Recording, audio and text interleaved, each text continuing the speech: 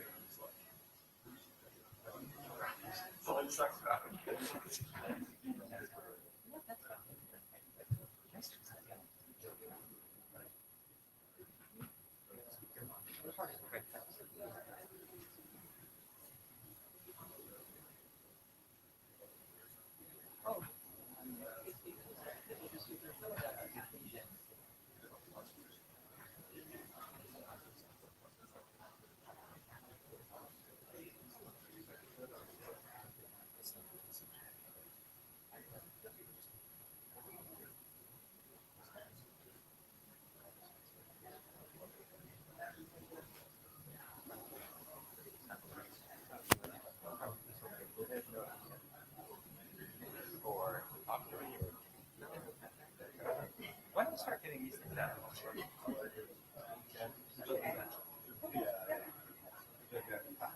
Yeah, just me.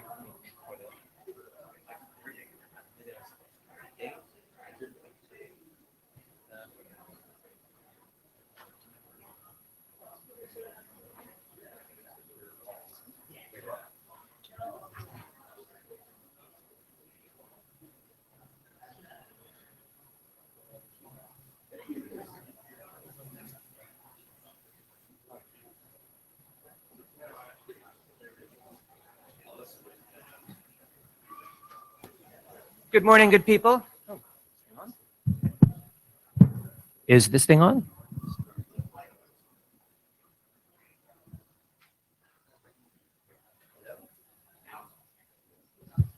Now it's on? Wow, because I totally cannot hear that it's on. Okay. It's good speaker design.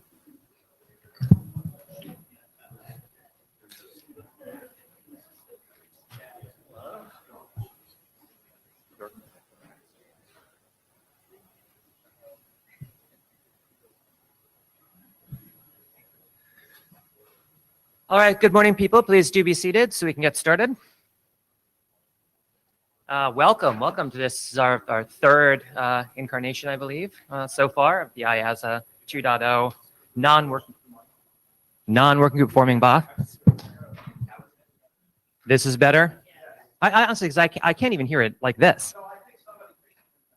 Oh, I see. Because I can't tell. It's like no different for me. Okay. So welcome, everyone, to this third incarnation of IASA 2.0. Always heartened to see how many people are so interested in the operations of the IETF. Thanks everyone for coming. I know there's all things that we would rather be doing, but we got to get this done. You know, there is absolutely no reason why this should inspire any technical thinking of anyone here, but should a technical idea come to you that you feel like you need to like run up to the microphone and share, note well, it is, as in every other context, covered by our intellectual property agreements with which you are all undoubtedly familiar. This is our plan for this morning. We're gonna hear the readout from the design team. It's going to be tag teamed by Brian and Yari, and I believe Leslie is sneaking in at the end of it as well in a previously unannounced cameo appearance. Following which, let's talk about this and see if we can actually hash this out this time. I think we're getting there. I think we're making a lot of progress. And provided it does seem like we've got a direction maybe coming out of this, I'm sure Alyssa will have some thoughts for us at the end of this. But these times, we got plenty of time. We got all the time we need to discuss this. I don't know if we're going to use it all, but we got it. Do we have anybody here who feels like this is such an important, this could be an historic moment for the IETF. We'd love to be able to record for posterity what has happened. Can we get a note taker for this out there in the audience? Because I know a lot of people come to this just to see this amazing spectacle, you know, not planning on participating, and I'm sure you'd be happy to write something down. Seriously though, is there anyone who can help with that? Yes, there is. We know declining volunteerism, but we are not exemplifying that here today. It is not this day. This day we fight. No, seriously, please. Somebody's got to record. Oh, I see a hand in the back. That looks like MT. Thank you, MT. I know you've done this before too. You're a repeat offender, so we appreciate that. Anybody scribing this out to the Jabber, to the people in Jabberland? Unfortunately, we do have some remote participants this time. Thank you, Rich. It's very much appreciated. Perfect. So, but this plan look okay? Everybody think this is copacetic? I'm not hearing any objections to that.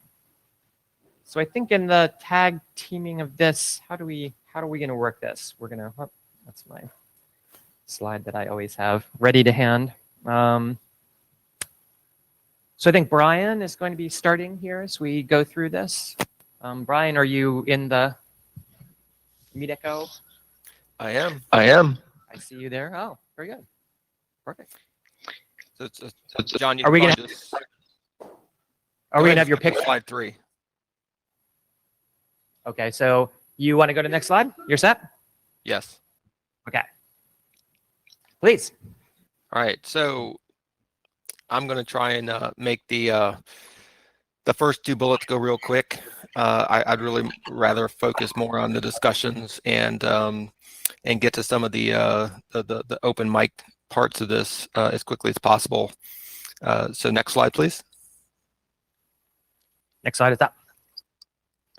All right, so for those of you who haven't been around for the last couple of meetings, this is just a real quick overview of what's been going on and why we're here.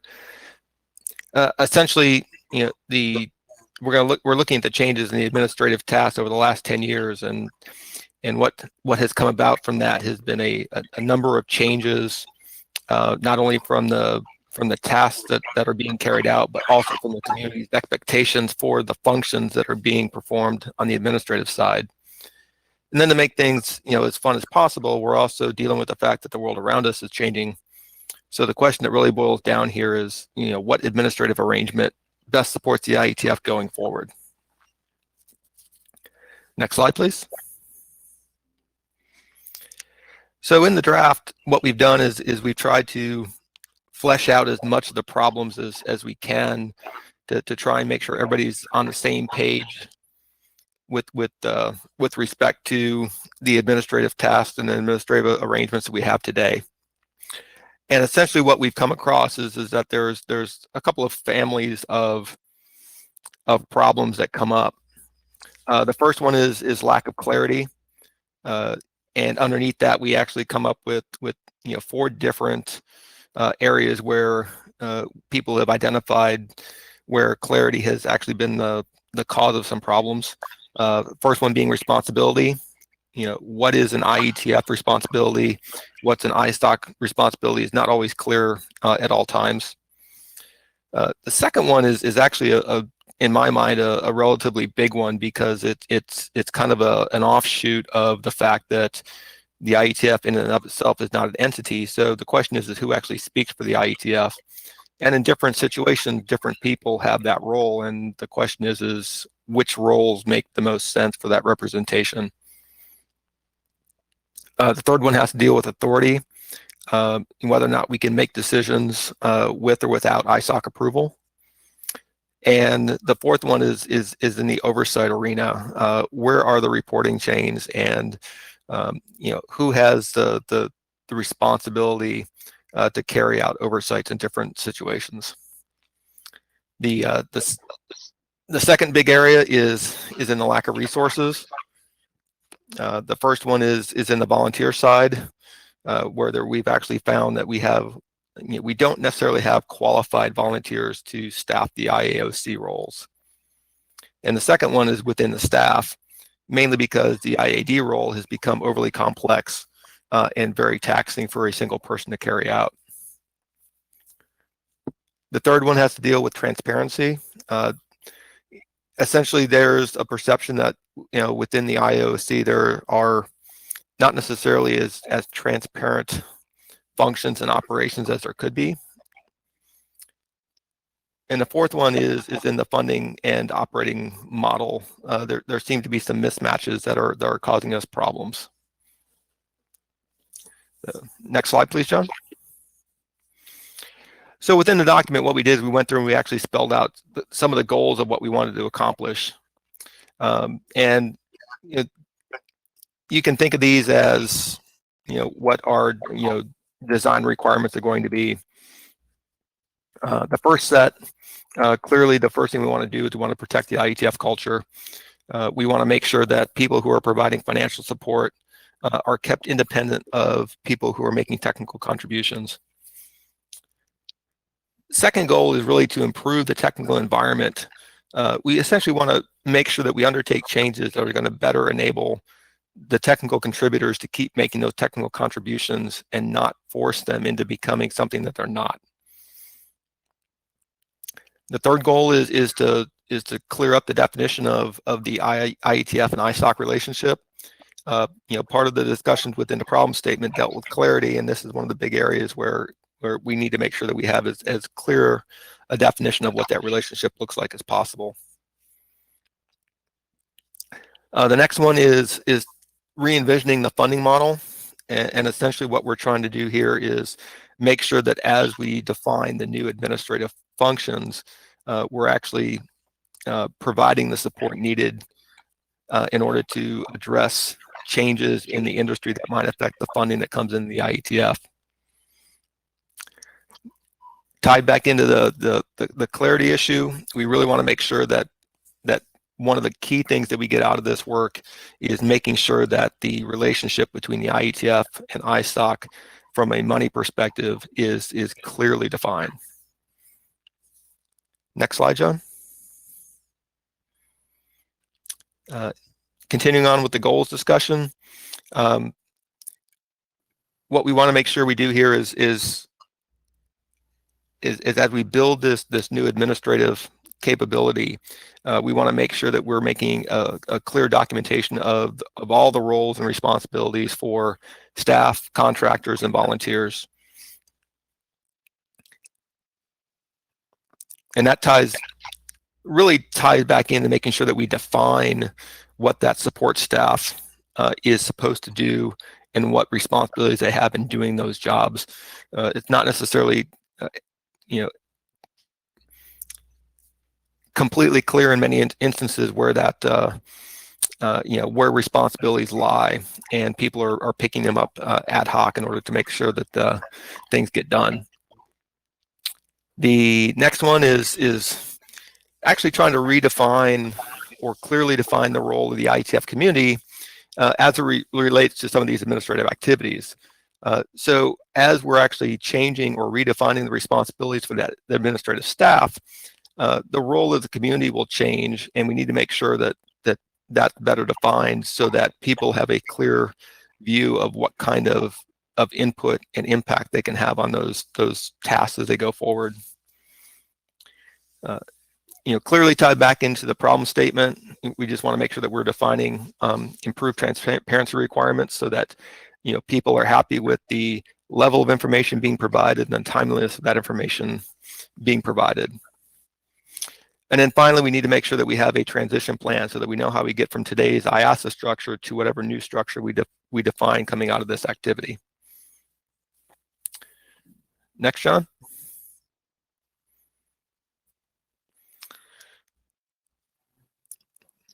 And then for me, this is the last slide for me. So some of the things that went into the work within the document was really trying to figure out what those transition options look like. What the document does, it kind of defines, 3 representative structures. One being essentially an improved version of the current IASA function. The second one is actually formulating a subsidiary within ISOC. And in this particular case, that administrative structure lives within ISOC, but it keeps a separate set of resources, bank accounts, bylaws, charters, staff, boards from ISOC. And so it actually operates nearly independently, but it's still housed within ISOC. And then the third option is actually an independent organization where that administrative structure again, has its own accounts and bylaws and charters, etc., but it's now within a new nonprofit organization outside of the ISOC umbrella. Regardless of any of those three approaches, there are still funding dependencies that the IETF would have on ISOC. Another key point here is that each of these different structures requires a slightly different definition of the relationship between ISOC and the IETF admin organization. In many of these situations, we're going to have to come up with a governance model so that we can actually control the behavior of the administrative function. And from the input that we've received, it appears that we're going to have to either increase or reorganize the staff resources to make sure that all these administrative tasks get done. So that's it for my part of the discussion. Any questions on those before we move to Yari?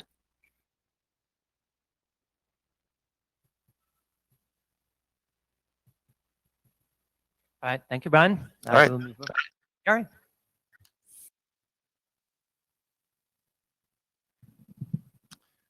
Good morning, everybody. So I just wanted to briefly go through some of the main points from the discussion that we've had so far, just to sort of bring everyone up to date on what the discussion has been. I did send out an email this morning that had a detailed list of the comments that we've received, sort of categorized in different categories. Do take a look at that. I'm not planning to go over everything in that email today or here on during the meeting, but that can be a source for you to look at in the coming days. And that email had most of stuff in it, obviously not the discussion that we've had this morning on the email list. And also I forgot a few pieces of feedback. I think Lucy's feedback did not make it there, for instance. Apologies for that. So thank you for all this feedback. Not a huge number of people, but a fair number of people who did comment, and everybody had done quite a lot of work on sort of analyzing where are we and what kind of thoughts they have on the document and the space in general. So the feedback that we have is basically around the options. First of all, like which direction should we choose? There's some discussion obviously about the ISAC relationship that also relates to the option issue. There was some discussion of staff issues around some practical elements of that, as well as more generally, do we want that and so forth, and what size and so on. A few comments around IETF trust. There was some discussion of the IETF and IETF admin org roles and how they relate, and some more specific questions, for instance, about being clear about the IETF chair role versus what the executive director of the admin org would do and how they relate. Funding, we have a proposal for an advisory council in the document as well. Some people had asked about that, to what extent that is needed, or would that just be an extra layer. We had some discussion of volunteers. So one of the problems that was mentioned, that we have lack of volunteers, or not really lack of volunteers, but maybe lack of volunteer cycles. One question was whether we could actually sort of formally commit volunteers, or have the volunteers commit to some tasks in a more formal way than we do today. Some organizations definitely do that. We haven't done that in the IETF. We had some good discussion about the comparisons. Brian, for instance, sent us good feedback on that. Had missed some points there, so the next version will make the comparisons clearer and more fair to all of the options. And we had also some missing items. Next slide, please. So I just plan to go through a couple of items here to highlight, not the details that somebody raised, but sort of bigger threads in the discussion. So one sort of key point here, I guess, is that while the document does bring 3 options forward, it's important to understand that IASA++ and as well as the other ones are actually more they're fluid options. It's more of a spectrum. We need to discuss in detail exactly what those things mean, and you can sort of go further along a particular direction or less further along. So we have to decide those kinds of things.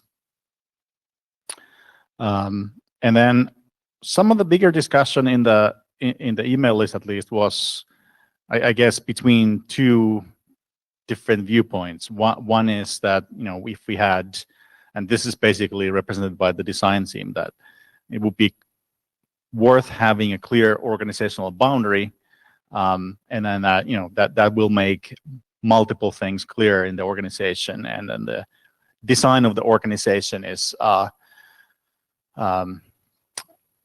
better, and as a result of that, it's easier for us to do our job. The other viewpoint is that if you add more organizational structure, then that's just more bureaucracy and distance from a funding source. And there's some truth, obviously, to both of those viewpoints, and we have to discuss exactly where the final truth is, and have to understand also that it's so for instance, if we have new organizational structures, they might in some cases not always just being new bureaucracy, but just make things clearer, and then it actually just works. So obviously bureaucracy for the sake of bureaucracy is bad. We don't want that. The question is, can we do it in a smart fashion? Next slide, please.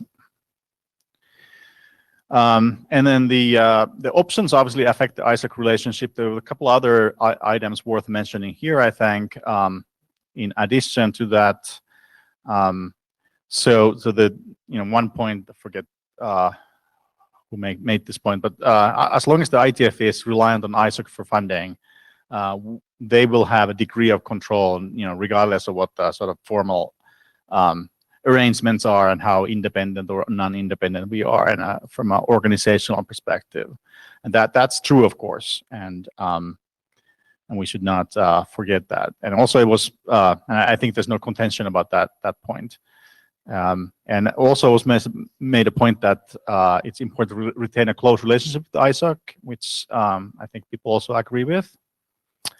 And there was sort of more unclear opinions about to which extent the subsidiary or independent options should change the way that IETF does budgeting or funding. Do we have a fixed budget as soon as we have a different organization than the funding model, which is today is more of a, I would classify that on a need basis kind of thing. Does that change because of the organizational structure or not? And also an important but sort of a minor thing, but it's good to handle all of these loose ends. What to do in the possible future evolution. So in the document, for instance, we talked about what happens if we actually decommission, and if we create a subsidiary, for instance, we decommission that someday, how that happens and who decides and so forth. So there were some opinions around how that gets done. Next slide, please. Staff and contractors. There's a bigger role for staff and contractors, I think, in the what we are envisioning for, I guess, all of the options. So whether they're employed by the IETF admin org or ISOC, or if they're contractors, that means essentially increased number of people working for the IETF. And there was some sort of details of this were discussed. I'm not going to touch that, but there are some more general issues like, is this a good thing, a bad thing? How do we handle that? What does it mean? I guess some growth seems unavoidable, merely because we have, I think, over time, seen growth of kinds of tasks that need to be done, and possibly some decline of volunteer ability or time. Everybody's like all tied up in their own businesses, and they can't necessarily contribute significant amounts of time so easily. And also, we're having some personal changes going on the IETF at the moment. So we're replacing one IAD with a temporary IAD, and it's likely that we cannot have exactly one-to-one mapping, so the organization will probably grow a little bit because of that, to make sure that we cover all aspects.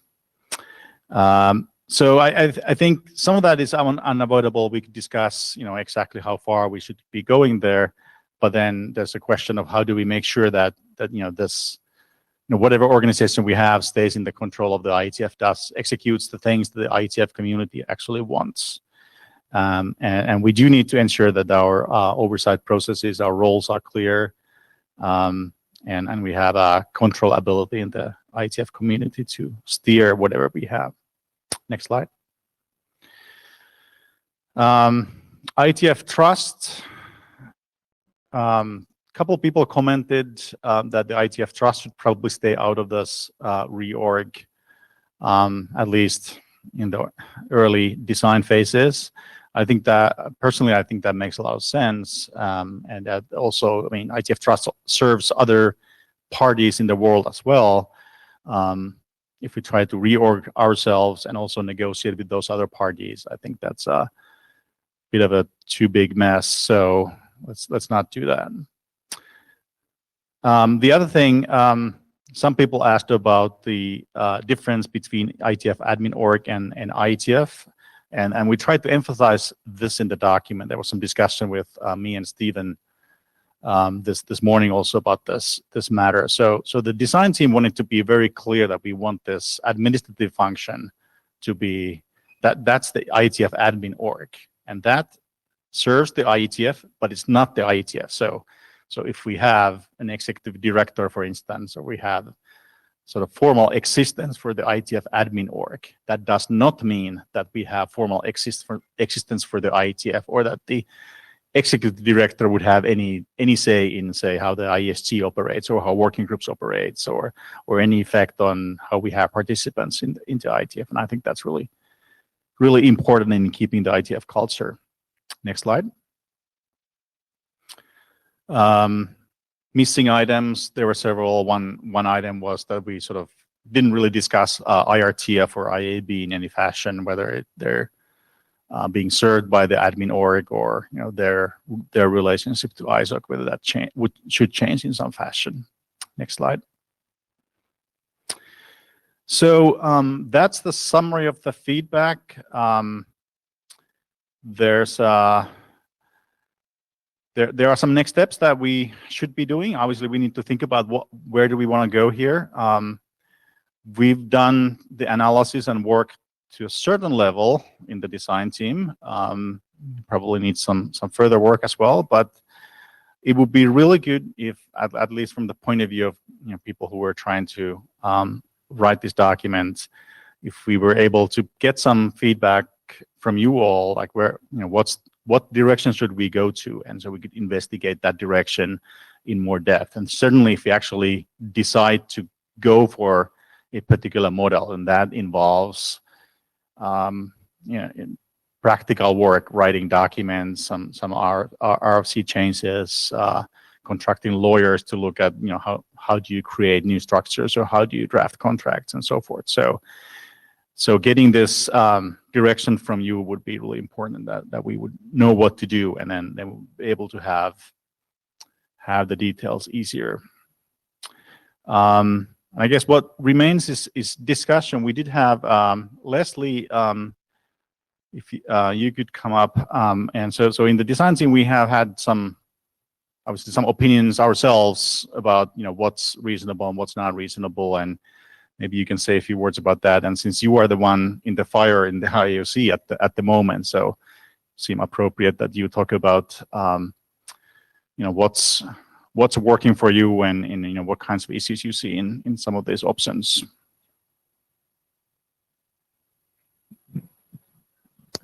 Thanks. Yeah, actually, I think that's part of the perspective that I bring, although I will be clear that I'm speaking as an individual and not wearing any particular hats. I've also had various other perspectives over the years. So part of what I've tried to do here is capture an articulation of one of the points of discussion on the mailing list has been that the document itself does not describe what does or doesn't work about the IASA++ model, and it does convey what is in fact the opinion of the design team, which is that the right answer here seems to be somewhere in the continuum between subsidiary model and independence. And there's no, I will pause a moment and say, I don't think that that's an assertion that we have all of the right answers or all of the details, but as Yari said, we're trying to get some sense at this point in time of, where on the overall spectrum we should go. So with regards to the IASA model and the IASA++ model in the document, I will observe we are two organizations that are in separate, at least in our own minds, and trying to operate together as one. So to try to give some concrete sense of what that looks like from the part of the world that you don't normally see if you're not on the IAOC, I've put together a table with some of the challenges that we feel, and I've attempted to articulate it from the perspective of those two separate organizations. And I will apologize up front that this is my articulation of it. I obviously see the IETF side more clearly than the ISOC side. So this is not meant, if I've expressed anything incompletely, that's my expression problem. This is not meant to be critical, but rather just to illustrate the challenges inherent in having two organizations operating together. So with all that as preamble, so for instance, as we have it now, ISOC employs all IETF staff, our one staff member. And from the IETF perspective, we recognize that the ID is an ISOC employee. But from the ISOC perspective, ISOC is an order 100 person organization with its own mission and directions and work to accomplish in any given year. And it's not entirely clear where this IAD employee fits in those plans, because he's an IETF employee, or she's an IETF person. That's fine, that's normal. We've coped with it for a dozen years. But then we can look at things like personnel management and review. The IAD works with and for the IETF, and the IOC is, per BCP 101, responsible for hiring and firing and annual reviews and so on. So it does the annual performance review in the context of the HR framework that is established by the organization of which the IAD is an employee. From the ISOC perspective, they have an employee for which they don't have enough involvement in the work to be able to do the review anyway, irrespective of what BCP 101 says. So here's another sort of bit of friction or disconnect between trying to make these two organizations fly as one. When it comes to personnel details, for instance, we ran into a little bit of a, we bumped up against this wall when it came time, to our astonishment, to find a successor IAD. And in order to properly set compensation for any successor IAD, it seemed rational to have information and details on compensation of the existing IAD, since we do, after all, approve the budget and all that good stuff. But understand from the ISOC perspective, as a matter of proper maintenance of personnel information, you can't really go handing all that detail off to people who have no formal relationship with your organization. So, another bruise from that particular wall. Next slide, please. For contracts, we have a few of those. We're enjoying this hotel because of one of them, for instance. So the IETF, with all of its assorted contractors and whatnot, negotiates the terms and establishes contracts terms aligned with its needs, expectations, and relationships, because we know these people with whom we are contracting in some cases, and because we've established relationships with hotel chains and whatnot. And ISOC, the organization, is the signer of these contracts because it's the legal entity, and therefore it has to be comfortable with the legal terms in the contract, because it is ISOC that suffers exposure in the things that get signed. And finding the line between what is, something that we should renegotiate because it's exposure for ISOC versus it's changing the terms and the nature of the relationship that the IETF expects sometimes is a little bit challenging. I hope that's clear enough in concept. I certainly don't want to try to go into any particular details, but I mean, just appreciate that this is, again, natural, different requirements from the two different organizations.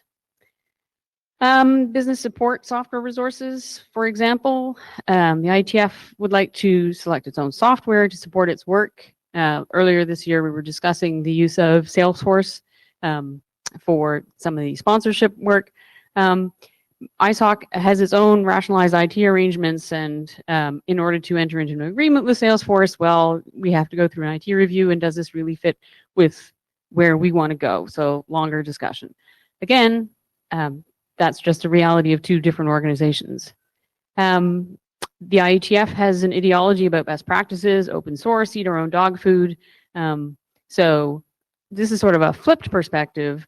If we really are one organization, then ISOC should be aligned with our ideology and also doing open source and so on and so forth. But from the standpoint of trying to make that Order 100-person organization do business, why the heck would you do that? I mean, I think many of us come from commercial organizations where we respect open source, et cetera, but maybe we aren't using open source software to run our businesses, for instance. And then finally, and this was touched on earlier for representation, the IETF makes its own choices and needs to be able to represent itself to organizations and attract sponsorship and other financial support. But we've had feedback over the years.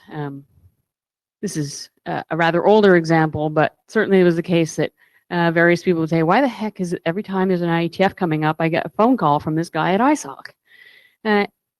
Because it's ISOC staff doing the work for the IETF, but how do you get the right balance of representing who is us and when are we us and when are we separate entities? So that's a little bit of a flavor of where we bump up against issues and frictions as we each try to be our own individual organizations and yet march as one in the context of supporting the IETF. And that's what I had. Thank you, Leslie. Any questions for Leslie or for the design team about this? Yes, and Yari, you probably could profitably stand up here as well for this part. Do people hearing the characterization of the feedback and the situation as Leslie is describing it, does this seem like the facts on the ground? Maybe that might be a good place to start, or people think this is an accurate characterization of? John has a hat. It's not making anything again, is it? It's red, so. Yeah. So hi, I'm John Levine. I'm wearing a variety of hats here. Eat the microphone. It thinks it's on. You gotta really get close. This is the Bing Crosby approach. As Leslie knows, I'm both a member of the IAOC and the chair of the legal committee. And when I turn my hat around, I'm also a member of the ISOC board and its corporate secretary. And everything you say is absolutely correct. We absolutely need more.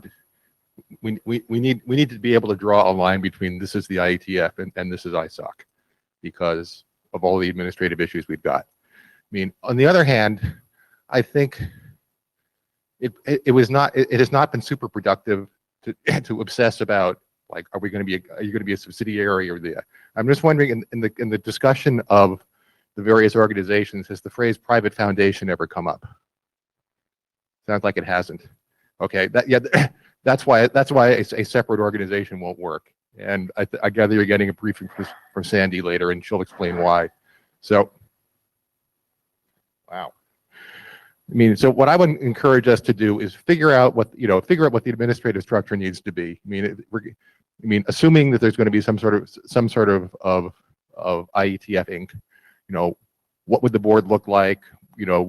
How would you have a business board separate from the program board? It might be like the committees. Figure out how it's going to be selected. I mean, a subsidiary of ISOC can be run totally independently. PIR is, in my opinion, astonishingly independent of ISOC. I mean, we talk to them maybe once a year, and I think it's and one other comment is that it is not realistic to imagine an IETF that is not still predominantly funded by ISOC. I mean, you will never find so much money with so few strings anywhere else, and and I think about half of the ISOC board is here in the room. And I think we all feel the same way. It's like, although ISOC has grown way beyond what it used to be. I mean, ISOC, at this point, the IETF is about 10% of ISOC's budget, and it used to be a lot more. And that's not because the IETF has shrunk; it's just because ISOC has grown otherwise. And so, I think we figure out, like, how would we choose the administrative, basically the corporate board that would be in charge of the contracts. How do we figure out, are they the same people who are going to, figure out the other administrative issues? And I think so that the legal stuff will fall out fairly obviously from that. Thank you. And just a quick reply. I do agree that the details of exactly how you structure the organization, that's what would matter, and maybe even more than like discussing of the high level bits when we get to the how do we select the board and such. That's where the substance really is.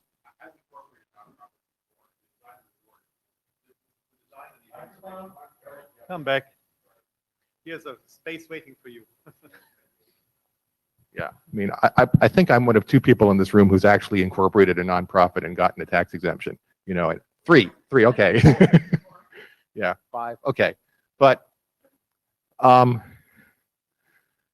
if we can just make this simplest, perhaps. I think the first order of business is understanding which side of the line people feel that we should fall on, whether we sort of haul closer into ISOC, i.e. figure out how to make IASA++ work, or whether we pursue some structure that has some independence. Oh, we clearly... And if the latter, then yes, indeed, there are other structures or details to be worked out. Yeah, no, with my ISOC hat, it is clear that we need enough structural separation that Kathy doesn't have to sign all the contracts that she's never seen before.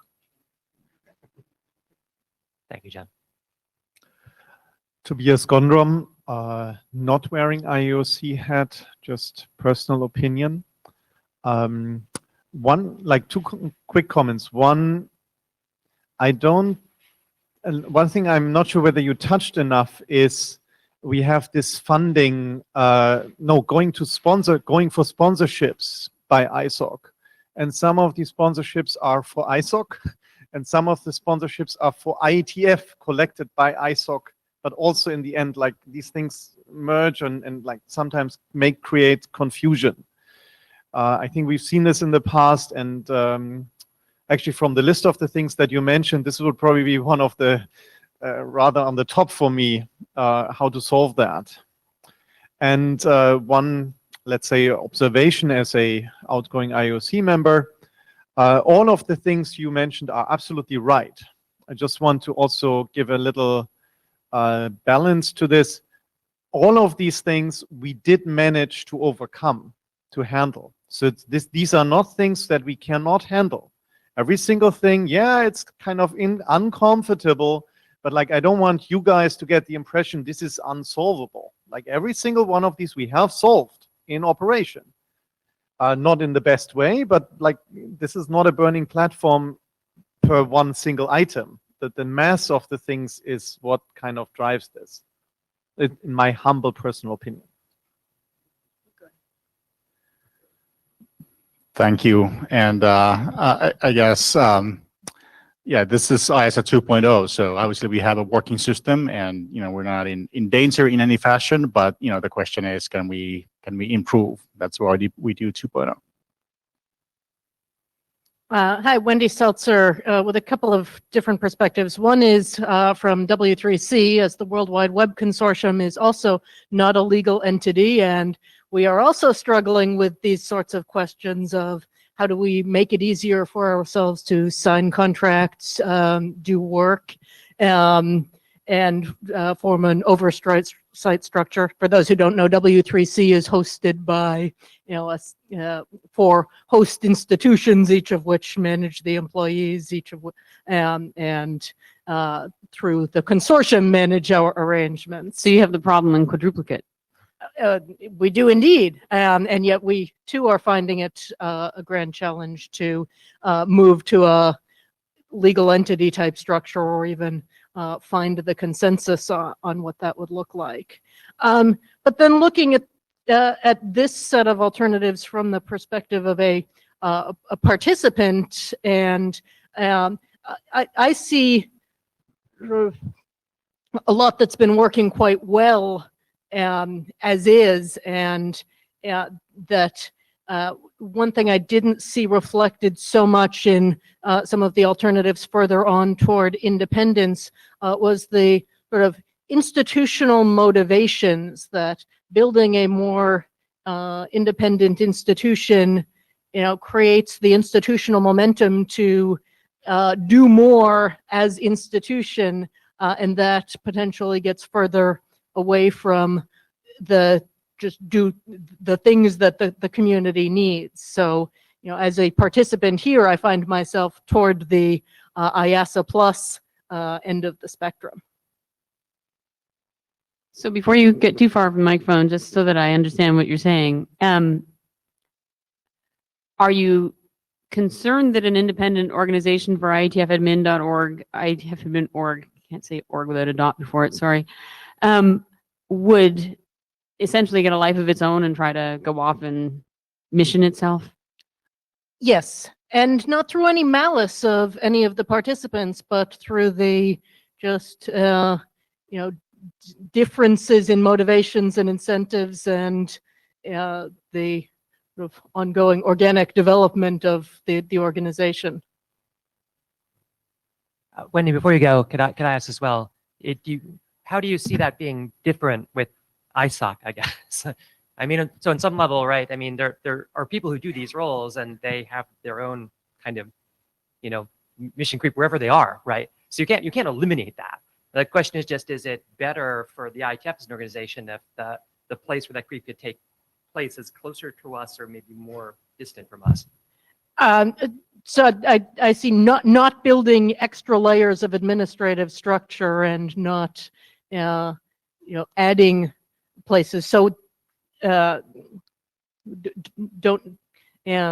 I guess I see that as less pronounced within ISOC than by building additional structures.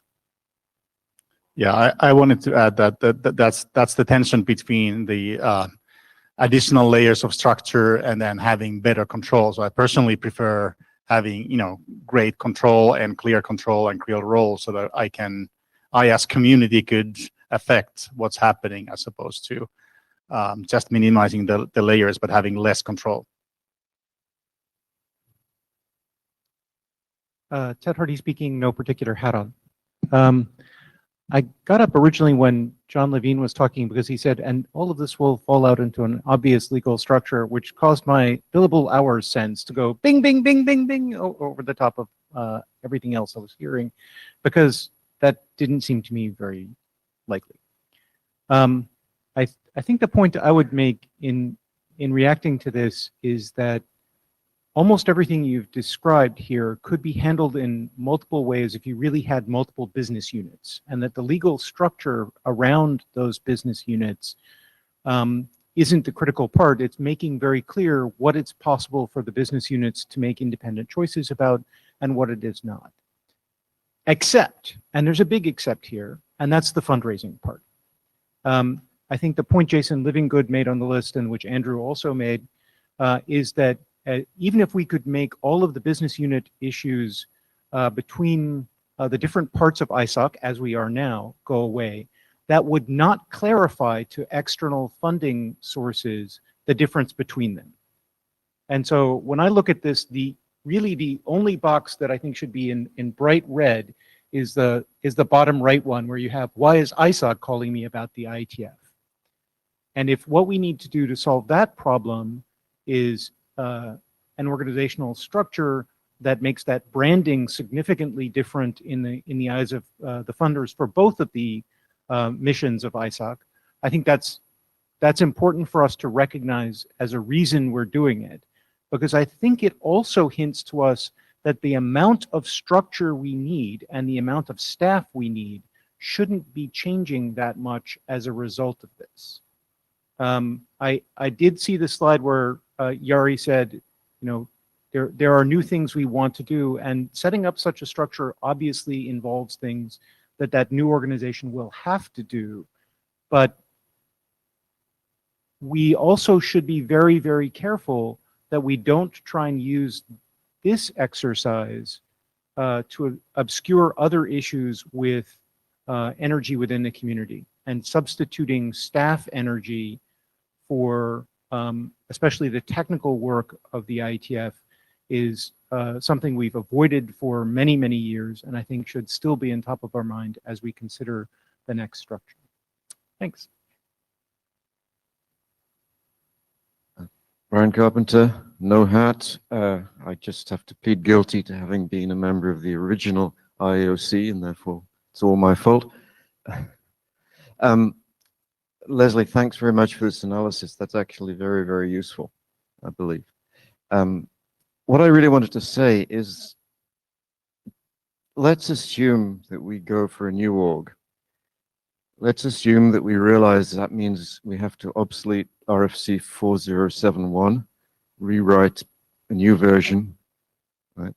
Well, the current version took about a year and a half to write, as I remember. It wasn't done very quickly, and we weren't even talking about incorporating something as part of the process until the IETF trust came up at the last moment. So this is going to take a long time, being realistic, even if there was a decision today on which direction to follow. So I would suggest, once the problem analysis is generally agreed, and we're pretty close to that, I think, splitting the problems into two heaps. The heap that can be fixed by the IAOC in its present form operating under BCP 101 and the IAD just fixing the problems, right? Because it's within their power to fix the problems. And the other heap are the things that can't be fixed without structural change. And run those two operations in parallel, because then you start to get some of the problems solved in the next 3 months, maybe, you know, rather than waiting 18 months for a document to get written and approved and an organization to get incorporated and all the other things that will go on. So I think we have the opportunity to do some things pretty soon that would fix some of the problems. Yeah, I think my only observation there, and I suppose I'm wearing my IOC chair hat in this, is that it will be easier to do that with a sense of where the community wants to land. So, Andrew Sullivan. So this is quite awkward, isn't it? I agree with what you just said, Leslie, but I think I disagree with Brian's claim that we seem to be pretty close on the fundamental thing here, because I don't think we are. I think that's what the problem is, and we're dancing around it. The question, people keep suggesting, for instance, oh, well, we've got this problem, we're going to create a new bureaucracy and so on, or that there are going to be a bunch of costs that we're going to have to pay and the like. And I think that that is allowing the structural mechanisms we have right now to obscure costs that somebody is paying now. Right now, we've got a bunch of externalized costs, and some of them are externalized by from ISOC onto us. That is, for instance, the fundraising problem, right? Why is ISOC calling me over the IETF? So we end up with this cost where we can't do the fundraising we might want because of the structural issues. And then there are things that are externalized from us into ISOC, and there's been some effort to try to fix that in accounting, like how much is ISOC spending on communication staff, or how much is ISOC spending on doing the accounting for this and so on. And that's currently just externalized from us, right? It's subsumed under the larger piece, and we haven't thought about that very carefully. People keep suggesting, for instance, we'd create new bureaucracy. Well, that bureaucracy is going to exist. You're going to have it, right? Somebody's got to do supervision of employees and so on. And it just happens to be that at the moment we don't have to pay for that. Well, that's no good, right? That's costing us in a different sense, because when we run into the example here is, for instance, the contracting issue, then we simply don't have control over that, and now we have to negotiate those issues under a case where where we haven't had to be responsible for a long time, and now we need to be.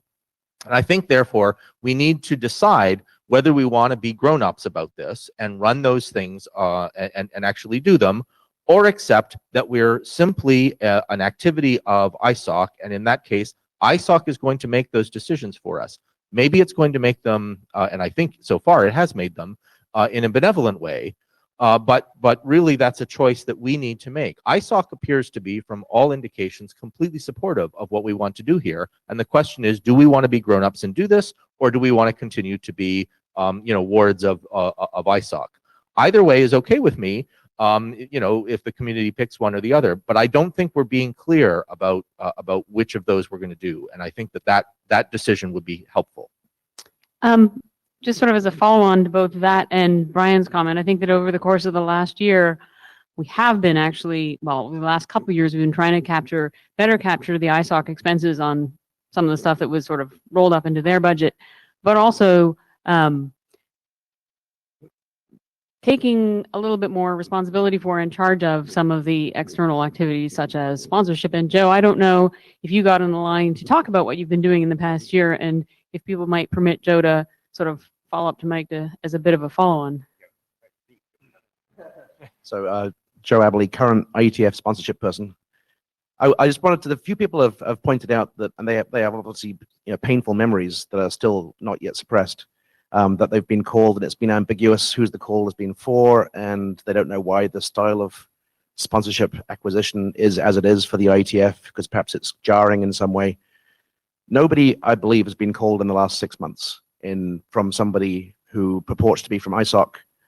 Cold calling is not the approach that I've been trying to do. I'm not suggesting for a second that the sponsorship problem is solved, because we still have lots of work to do. But that particular ambiguity, as Leslie pointed out when she went over the cell in the spreadsheet, is kind of an older problem. So it's not, I don't think, a current area of concern, but it's good to hear that it's important. And even so, I think that there are still some challenges of hiring an IETF person to work within the ISOC framework to raise money on behalf of the IETF. Yeah, and just a quick follow-up to what Andrew was saying. You were talking about externalizing costs, and somebody's going to pay for a particular thing, whether it's us visibly or ISOC. I wanted to make the friendly amendment that if you have a clear organization, then that you're just sort of moving money around, or the payee is different. But if you have a too complicated organization, now your cost not only moves from one place to another, but may also be bigger, because you could be like negotiation with 3 parties instead of 2. Eric Piscorla, I'm just wearing a hat. I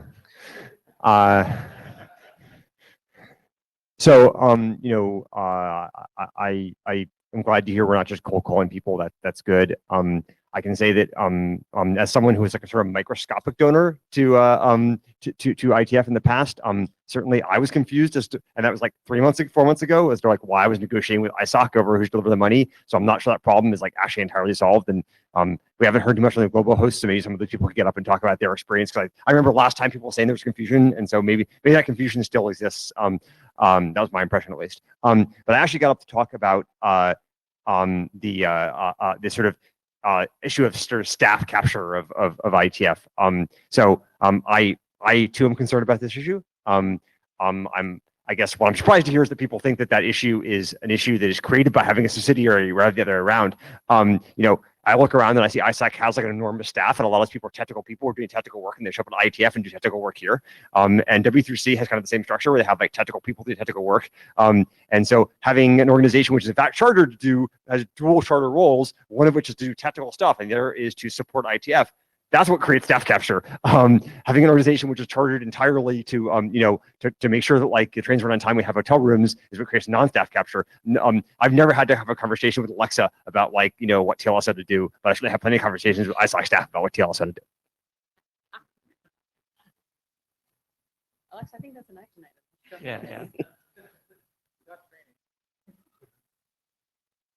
Yeah. I'm glad.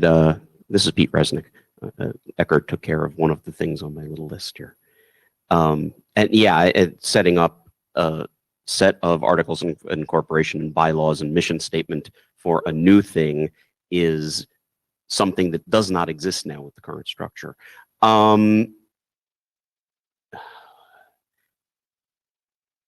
Yeah, so one thing quick that is on the list of missed things is ISOC currently has an appeal, nomcom, et cetera, set of functions that was not mentioned in the document. I don't think it's going to be hard to figure out what to do about that, but it has to be dealt with. The thing that I mainly came up about was right now, the way I sell my employer to do something financially for the IETF is, say, become a member of ISOC. Because member is really important to my organization. They love that word, member. And it's not clear to me how we make that happen if it's an independent entity. And so I think we're still tied into getting people to be members of ISOC to make money. And so I don't think that last problem of why is ISOC calling me goes away. It actually, for me, is an easier selling point because I can say, ISOC supports IETF, become a member of ISOC. That's a good thing. And so that's simple from my organizational standpoint. The sort of bigger overarching question, and I'm hoping the answer is relatively simple, is ISOC at this point, and this is, I guess, to the board or to Kathy, sort of, you guys talk amongst yourselves about what you want the outcome to be, and we don't have a strong opinion yet of what we think the outcome should be? Or does ISOC have an opinion about what the outcome should be at this point yet, and what the financial connection will be, et cetera, and so forth? It would be nice to hear if there was a direction, or we're just free to make a choice and then ISOC will sort of review it and tell us how they feel. Gonzalo. I was having some problem with John's charger there. He didn't want me to come here. So I think we made it quite clear when we passed the resolution a few months ago. This works better. Yeah. So I think we made it quite clear when we passed the resolution on these restructuring charges, which our position is like, you guys seem to, be basically considering several options. Some of them, they will basically need some initial funding. We are very happy to do that. We have allocated $1 million so far. I think that should be plenty, but we could discuss about that. So having said that, this is an IETF community decision. So obviously we have our personal opinions, and I can remove my hat and talk about what I think, but I don't think that would be actually a good idea, to be honest. So you guys decide what you want to do. We will support it. Talking with some of you this morning and in the previous days, they were also wondering about the money flow, right? I mean, that's not going to change. We are happy to support the IETF, whether it's, whatever you want it to become. So in that sense, I think that's what Pete was asking. So it's really your decision, and we are happy to support. I don't know, what else can I say?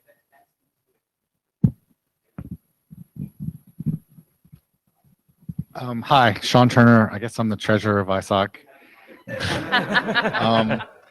So the other thing, I guess some other things, but I want to say, but it's kind of a reaction to what Gonzalo had to say and the question that you raised and things that I've heard in other times. Like we went to RIPE one time, and the kind people, they gave us a donation to ISOC, which ended up going to the IETF endowment. And some people have said some things said some things, and Aaron did as well. They gave us like $1 million, and RIPE gave us like 100,000 euros over 10 years or something. I mean, that's great, right? Their question was, well, why are we giving you this money? Are you as ISOC running away? Like, are you kicking the IETF out? And people said that on the IASA 2.0 list, and my brain is exploding. Nobody in ISOC on the board, or anybody that I think that works for ISOC, has ever said that. I have no one has said like, hey, get the hell out of here. Here's your $1 million and buzz off, right? That's not the thing that's happening. So, okay. And I guess to your specific question about are these things that you've, heard over the years as a participant, I guess I'm taking my hat off as ISOC. Yes. I think paraphrasing, I would argue maybe about where a comma was in one of the sentences or whatever, that pretty much nails it. Personally, I think that it makes much more sense to professionalize the organization. I think ISOC is in the throes of doing that itself. And I think that the IETF has grown up over many years and needs to continue to do that. And being in control of its things and not having to like, in some sense, like, hey, where the hell are you? Can you sign this thing? Is a little crazy for contracts. It seems like it makes a little bit more sense to have some more control. So that kind of puts me personally, which I guess I'm going to go ahead and do, kind of in the middle and not in the spectrum from left from 1 to 3, kind of more in the middle of 2. Thank you. Oh, and one more thing. I guess the final thing is the whole like fundraising thing. We hear this all the time from people. I get an earful. And I mean, it seems like it's been kind of fixed in the past 6 months because it got fixed because the leaders agreed to basically like do it a certain way, which is like, don't call and have separate. And I think that that just kind of makes more sense because I hear this from people all the time. Like, why are they calling me? It's crazy. So could I ask? Sure. You know, I know there are some people here who are sponsors. Yeah, of absolutely. the Yeah, we IETF. thank them. Thank you very much for your continued sponsorship. I mean, I think it would be great to hear from them to the degree to which they feel like this is fixed, that or it's now clear kind of what the right way is to give money to the IETF. So I see Gonzalo getting up. So again. yeah, I'm I mean, sorry, it's I know another you person were who just writes here a big second check, ago. right? So I mean, that's true, but I think the other thing is the sponsorship committee, like that they started on the AOC, like I hope has heard that recently, right? Yeah, I'll yield the floor here. And while Gonzalo is walking up, I'll just put in a plug too for my probably now expired draft, the IASA retrospective document, because in that tried to capture a little bit of the, yes, these are two organizations, ISOC and the IETF, that have taken on new challenges and have both been growing over the last dozen years. To your point about ISOC as well, going through some changes. Hi, I'm Jonas Hoininen, and I was part of I think the first IAOC or something like that, very early on. Haven't been that involved for some time, but following this IASA 2.0 discussion. Couple of things first. So the new document is, I think it's much more kind of like mature than the previous ones, which is of course to be expected. And it is much clearer on the kind of like problems and how to solve them and stuff like that. And I do agree that it is time to do some change after 10 years. So that is good as well. But the thing is what I'm kind of like a little bit still worried in this discussion that we're talking about that doing the legal kind of organizational change to a legal structure or something like that will automatically change something, or keeping something in ISOC internally as an activity is really bad and couldn't change something. I mean, like Ted said, in many organizations, things like these can be done as a different business unit that has different rules than the rest of the organization. Like ISOC is a very tiny organization, 100 people. Really, the kind of like HR processes and things like that are not based on law can be made, I think, flexible enough for the IETF to function internally. If it's preferred to have it as a little bit more external as a subsidiary, that's doable as well. But I don't think that any of these kind of like three possibilities are really needed to achieve what is wanted. It is a question of will and a question of what is a preferred way of kind of like doing that. All have a legal and an or organizational structure that is possible.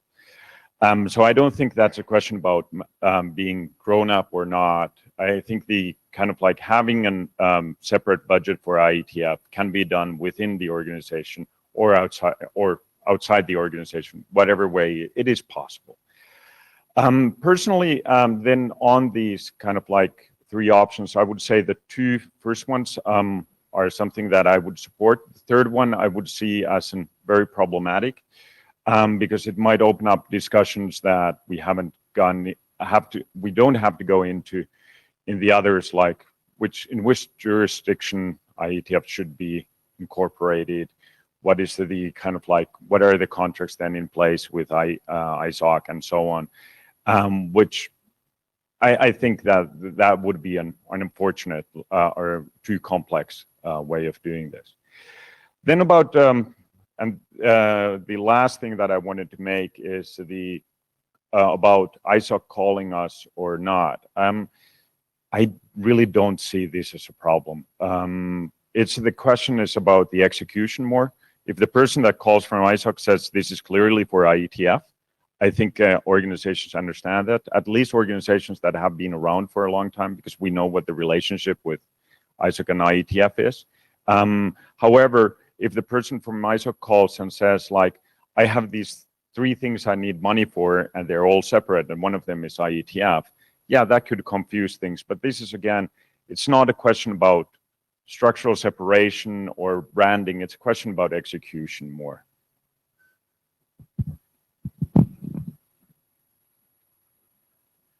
So, Tobias gone. Oh, I need to. Okay, maybe I take this in my hand. So first, like as a member of the finance committee, I would say ISOC has been always very, very generous and like super helpful in any time if there was a budget gap. Okay, so it's like I have never encountered a situation where ISOC would not have said, "Sure, no problem, we take care of it." With this going to the donors, like if you are an external entity, some people may think, okay, so like Pete triggered this thought in me. Am I a member of IETF or am I a member of ISOC? Because ISOC has a different mission. Okay, so a slightly different mission. You are more outward policy oriented.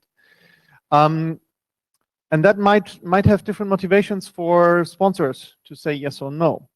And I'm not judging on that. Last thought is, you say all these donations actually are not an issue.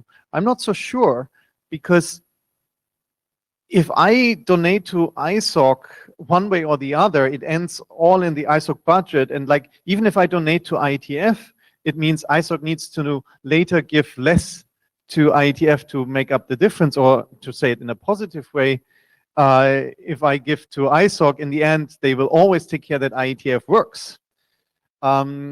So like from a donor perspective, actually these 2 things do merge into each other one way or the other, because ISOC is so generous and helps us always. So I'm not sure this is totally isolated as you describe it from a donor perspective. Yeah. Yeah, I mean, this is actually, as Tobias was saying, a bit more complicated than just, a simple answer. But first, I mean, you were asking about as a global host, I think they are called like that, as Ericsson in particular. And I agree with Jonne that, I mean, we made this work. It was problematic. Now that all the contracts are signed, we are giving money every year. I mean, it kind of works. So for us, it's really not a problem. But when we did this original, it was a problem, because you had to justify, basically, as Peter said, my organization also loves memberships, and we are already a member of ISOC. So when I go there and we need to pay whatever more, it's not really clear. Another problem is basically that, ISOC basically, the 3 legs we have, right, like technology, policies, and communities, they come from 3 different corporate budgets. One is, CSR, the other is more like standards and CTO office, and the other is more like the lobbyist type of thing. So it's actually complicated. We let our platinum members earmark their money, so they can actually, channel their money directly to the IETF, but not if you are contributing less. So that could be something that could be fixed. But anyway, I mean, just, in short, I think for new donors or sponsors of the IETF, it would be actually useful to have more clarity into, where your money is going. Barry Lebo, Huawei. I'm directly answering Sean's question. I think it's actually kind of an odd question. Huawei understands that we support IETF by going through ISOC. If that changes and we support IETF in another way, Huawei will continue to support IETF in whatever way it's set up to be supported. So the structure isn't relevant from that point of view. We should decide what we need administratively, and the rest of it, I believe, will fall out. I think we got where we are because ISOC grew, right? ISOC, not so much in size, although somewhat, but in scope. So if we decide that we need a different administrative structure and to separate our legal administrative structure from ISOC, we need to make sure we define that in a way that isn't going to also grow in scope in the same way and become another problem 10 years later. So we need to be careful about that. Thank you. Damian Muzio with Cisco Systems. I work with David Ward and have been behind the scenes driving the operations side for IETF sponsorship and ISOC. As I sit and listen to everybody, I think everybody's on their same track. So as a host and sponsor, I'm optimistic of what's happening, but I do believe that there's an element of clarity, consistency, and channeling. I think I've heard all those three words so far already being spoken. Clarity of just who we're dealing with. I myself, after the 8-10 years, the only thing that's consistent is the I. The rest of it is whether it's ISOC or IETF, it gets meddled. And I need to, I think the opportunity, and that's with both organizations, to figure that out on how to create that clarity across the two. Consistency of just how we give money and support money. So we do,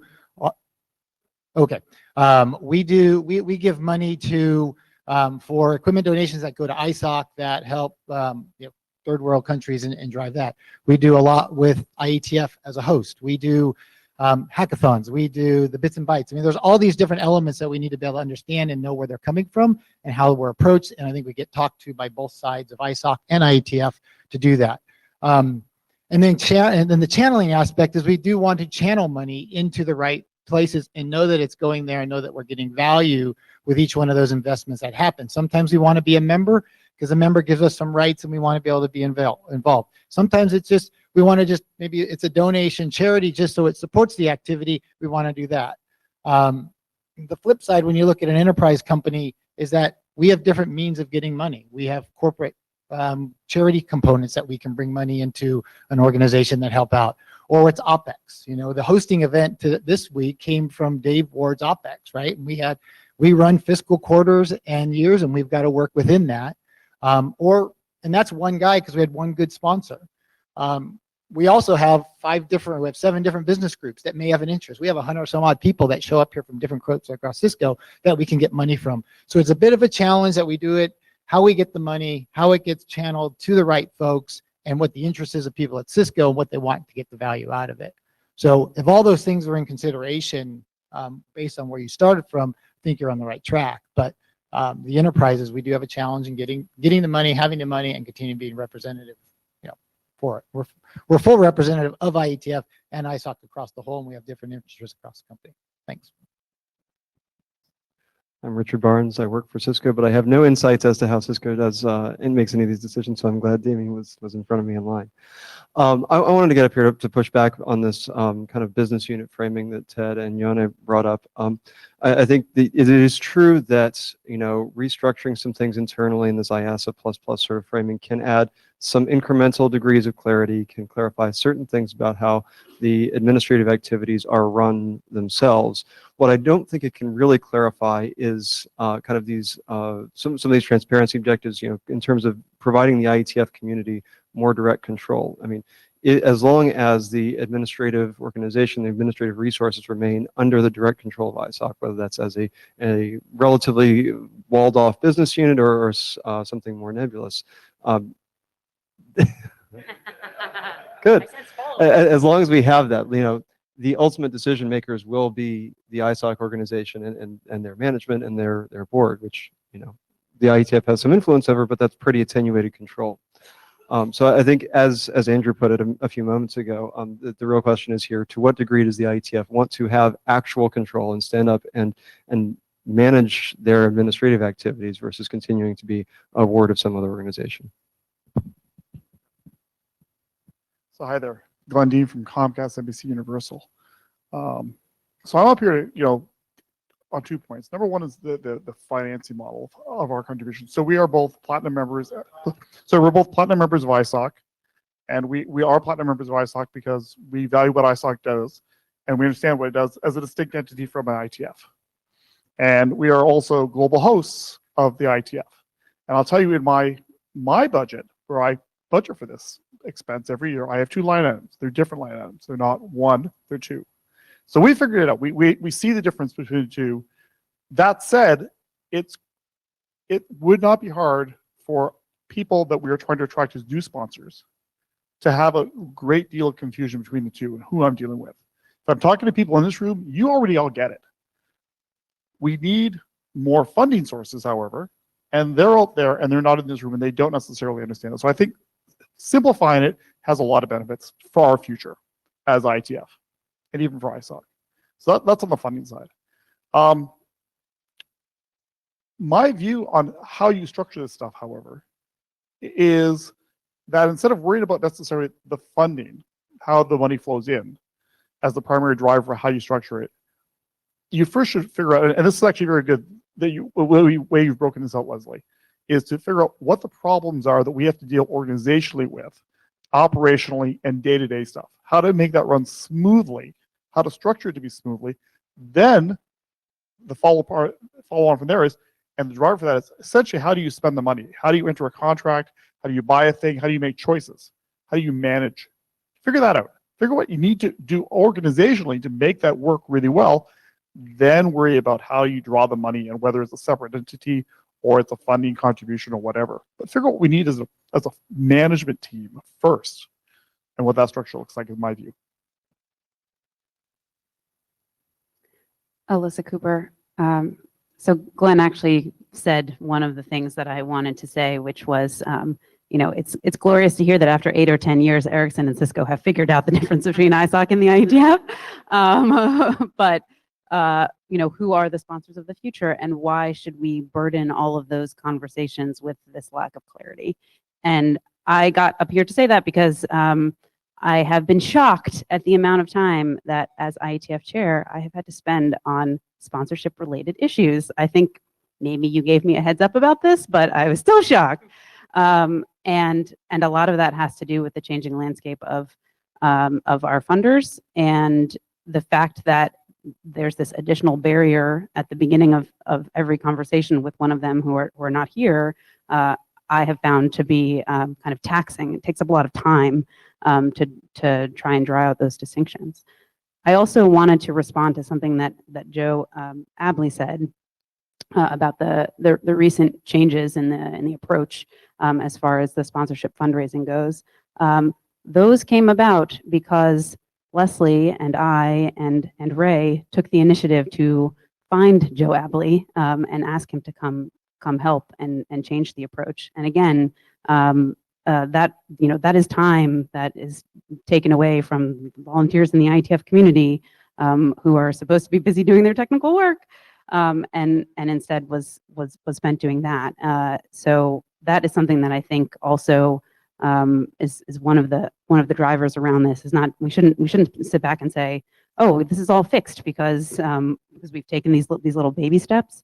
That we took those baby steps under by putting in some amount of effort, which isn't really accounted for anywhere within the way that we currently structure the administration and the fundraising. And I think that's important to keep in mind.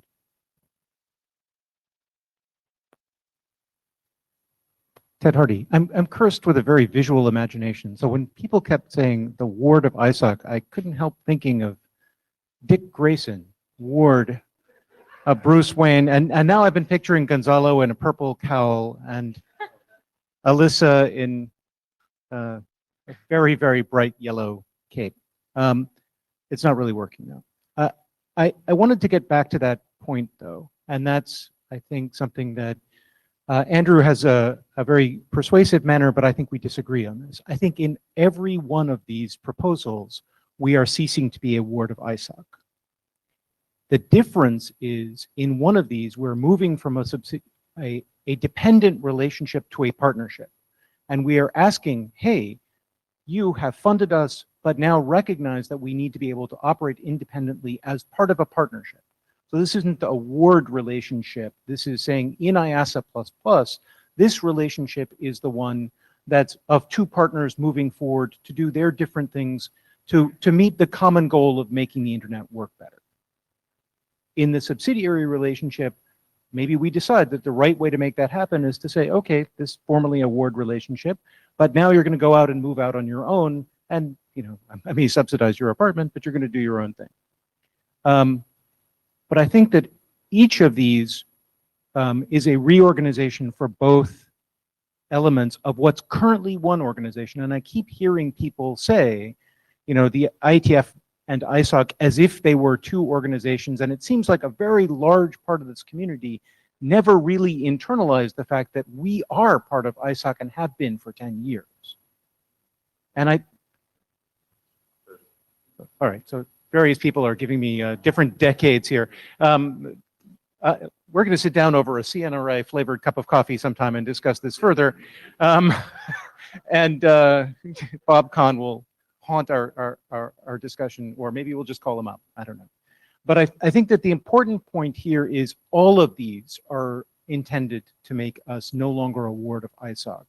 And it really is in partnership with ISOC. The very first thing we need to do is, whether it's partners or moving into the other relationship, is work with ISOC to see which one of these things works best for them. The other part of us, right? And I think that what I'm hearing so far is, especially for the fundraising reason, it actually gets clearer for both missions, both ways of exercising this joint mission, if we go to something like a subsidiary model. But I think that we have to look at all of these as us stepping up to the plate and being the adults in the room in any one of these, and understanding it requires a reorganization of ISOC, whether it's just our part of ISOC or other parts of ISOC as well, in all three of these, and make that adjustment as a partner.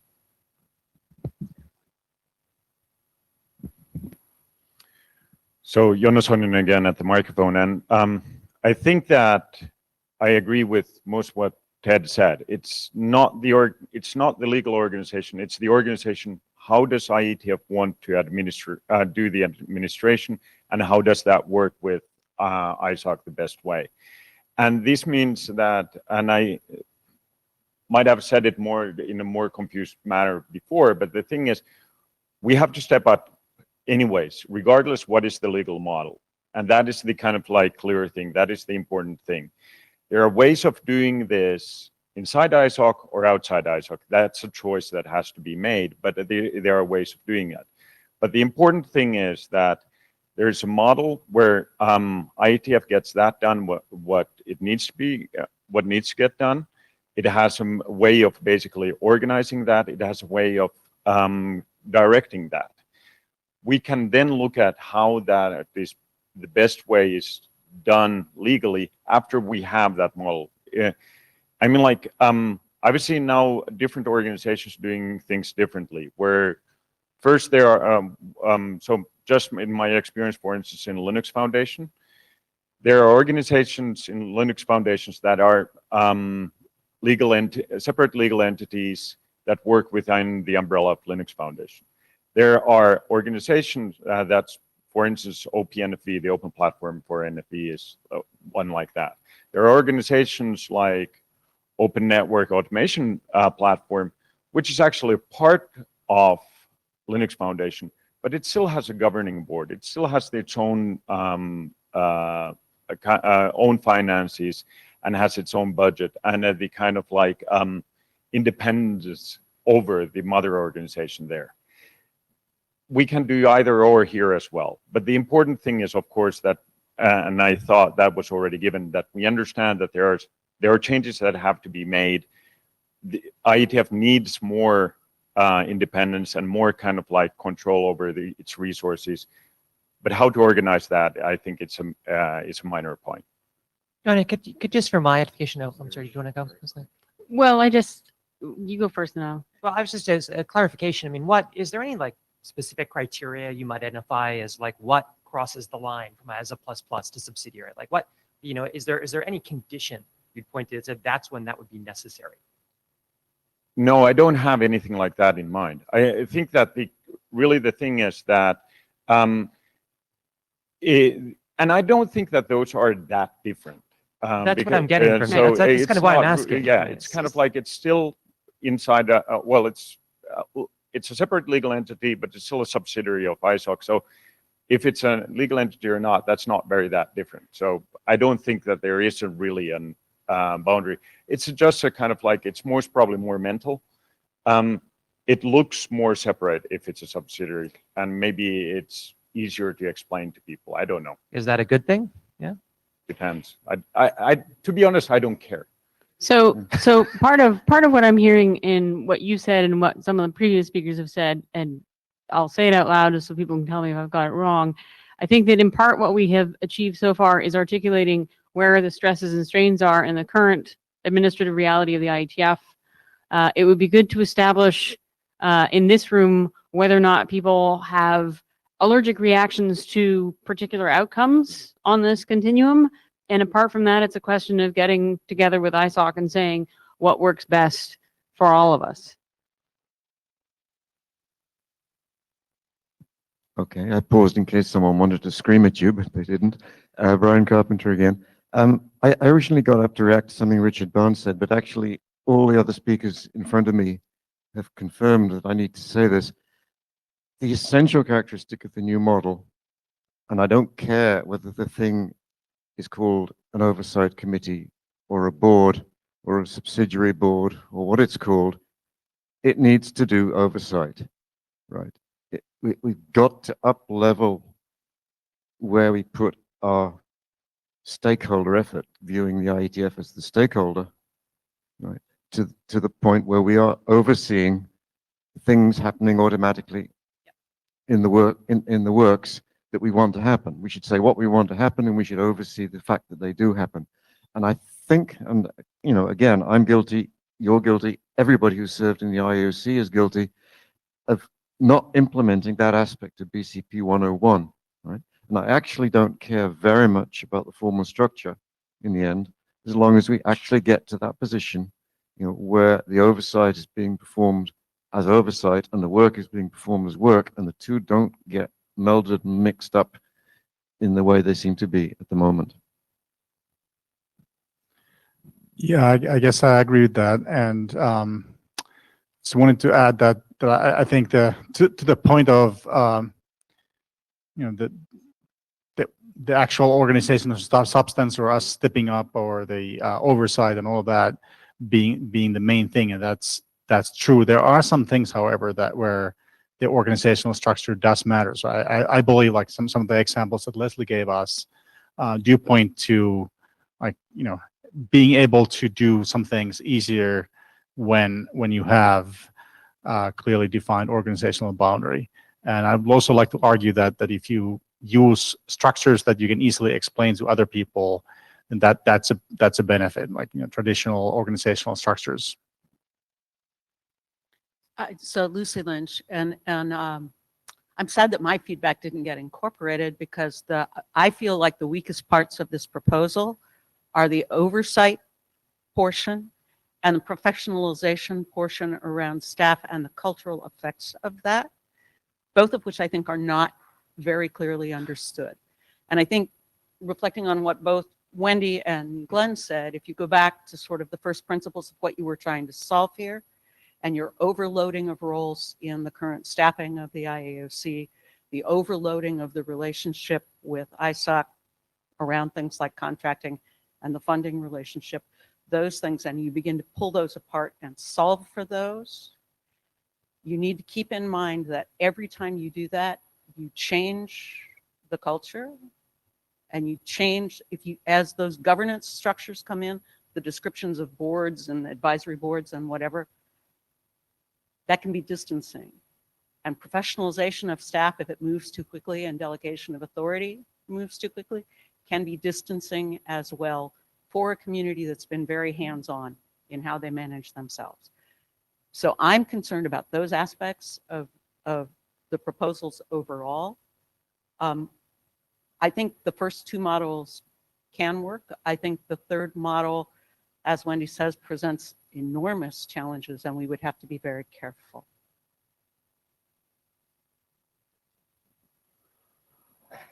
This is Andrew Sullivan. I think that Ted and I are actually more in agreement than we might think. But I want to press a little bit on some of the analogy that Ted proposed to the list, because I think that it's important. Right, all analogies are in some sense false. Otherwise, they wouldn't be analogies. They'd be identities. And the thing about the line of business model versus the subsidiary model is that in the line of business, right, all of the people who are in the line of business formally are employed by the larger corporation. I'm part of a line of business, but Oracle pays me, and I have a legal responsibility to Oracle. And the problem with our current line of business approach to this, or an IASA double plus line of business approach, is that we don't actually have a mechanism by which we make that kind of relationship. Now, maybe we could invent one, and then IASA plus plus would be a way to do that. But at the moment, some of the problems that Leslie had in her in the chart that's up here are literally just legal problems that you can't get around because we don't have this kind of legal relationship between the IOC and the organization of which it is a part. You're quite correct about that, right? The IETF is part of ISOC, but we don't have the legal home in the sense that the IOC members are not part of the legal organization because this activity isn't sort of legally constituted. And so if we change that sort of relationship, then the members of the oversight board or whatever then have this legal relationship to the organization because they're board members. And I think that fact, I mean, maybe that's too scary. It's got these implications for membership, who could possibly stand for it, because a lot of companies have rules about whether you can be on boards and all the rest. But I think that is an important difference between the models that we ought to attend to in thinking about whether growing up by just becoming a more partnership-like activity of this larger organization is something that actually meets the needs that we have. And I think that this list of issues is an example of where some of those are just never going to be possible unless you set up some legal distinctions that we don't currently have. Thank you. Tobias Gondrom. I just wanted to add some context to some of the things that I heard before, because the term ward kind of implies that the other person tells you what to do in some cases, and I didn't feel very comfortable with that word, because to share some of my experiences in the IOC, I had at no point the perception that that ISOC would tell the IOC what to do. In fact, it was always the other way around. It was always IOC says this and ISOC always executed on this. There was no discussion about this. And in fact, at least that's my experience as former IOC chair and as like now 3.5 years member. So this term ward, I think, is a little bit misleading. And if you have the feeling that ISOC is sitting somewhere in the background controlling the IOC, that is not my not my experience at all. I think it leads a little bit to what Brian said. Maybe there's a lack on our side actually to step up and fill that gap. That ISOC is basically always accepting what the IOC is saying, but the IOC may not fulfill all the oversight it should. For example, when it comes to the money, like it's very easy for us because ISOC always fills the gap. So budget control is maybe not such an intrinsic need or burning problem. However, we have seen our costs explode and our income not exactly match that. But that's just one of the things. So I just wanted to balance that thought that we are like controlled by ISOC in what we are doing. I don't think we are. Oh, hi, Bob Hinden. So first of all, for background, I've been the chair of the IOC and I've been chair of the ISOC board, not at the same time, thankfully. So I have some view of this from both sides, if we can describe it that way. And I mean, I still characterize the relationship between ISOC and the IETF as sort of a win-win for both organizations. We both get a lot out of it. But I can certainly see that there are a number of tensions and things that need to be the relationship, the interface needs to be a lot clearer defined, because there's obviously been friction in recent times. On the spectrum of where we are now, IASA++, subsidiary or independent, I lean I don't think independent is, I don't see how we get there. And I think as long as we're largely dependent on ISOC for revenue, well, you're not really independent anyway, because if ISOC no longer has money to support the IETF, then, it's like being independent isn't such a good thing. So I don't see that as a practical choice. I think we're probably looking for something between IASA++ and what's called subsidiary, but I don't think it's actually, I think it's supporting organization is maybe a better word for this. So I think it's somewhere along there a line. I know, I was thinking, what are the differences? Well, at some point there's a difference when you have to file your own tax return, then you're not part of the other organization anymore. I worry that, Alyssa said earlier that she was surprised how much time she's spending on sponsorship stuff. And it seems to me that if we want to become more independent, the IETF leadership is going to spend even more time on things like that and less on the technical work. And because I don't think you can have it both ways. I don't think you can have staff who have the same viewpoints as the people who are involved in the actual technical work. I think that's some of the tension when ISOC was trying to do fundraising, because they can't speak in the same way that, the leaders of, our leadership groups can. And so, I think we have this desire to somehow have somebody else do that, but have it be perfect. And I don't think we get that. So again, I lean sort of think we should try to do as little as possible to significantly improve the relationship. I'm not quite sure if that requires, a separate organization or can be done in the ISOC structure, but I think that's the space we should be spending time to figure out.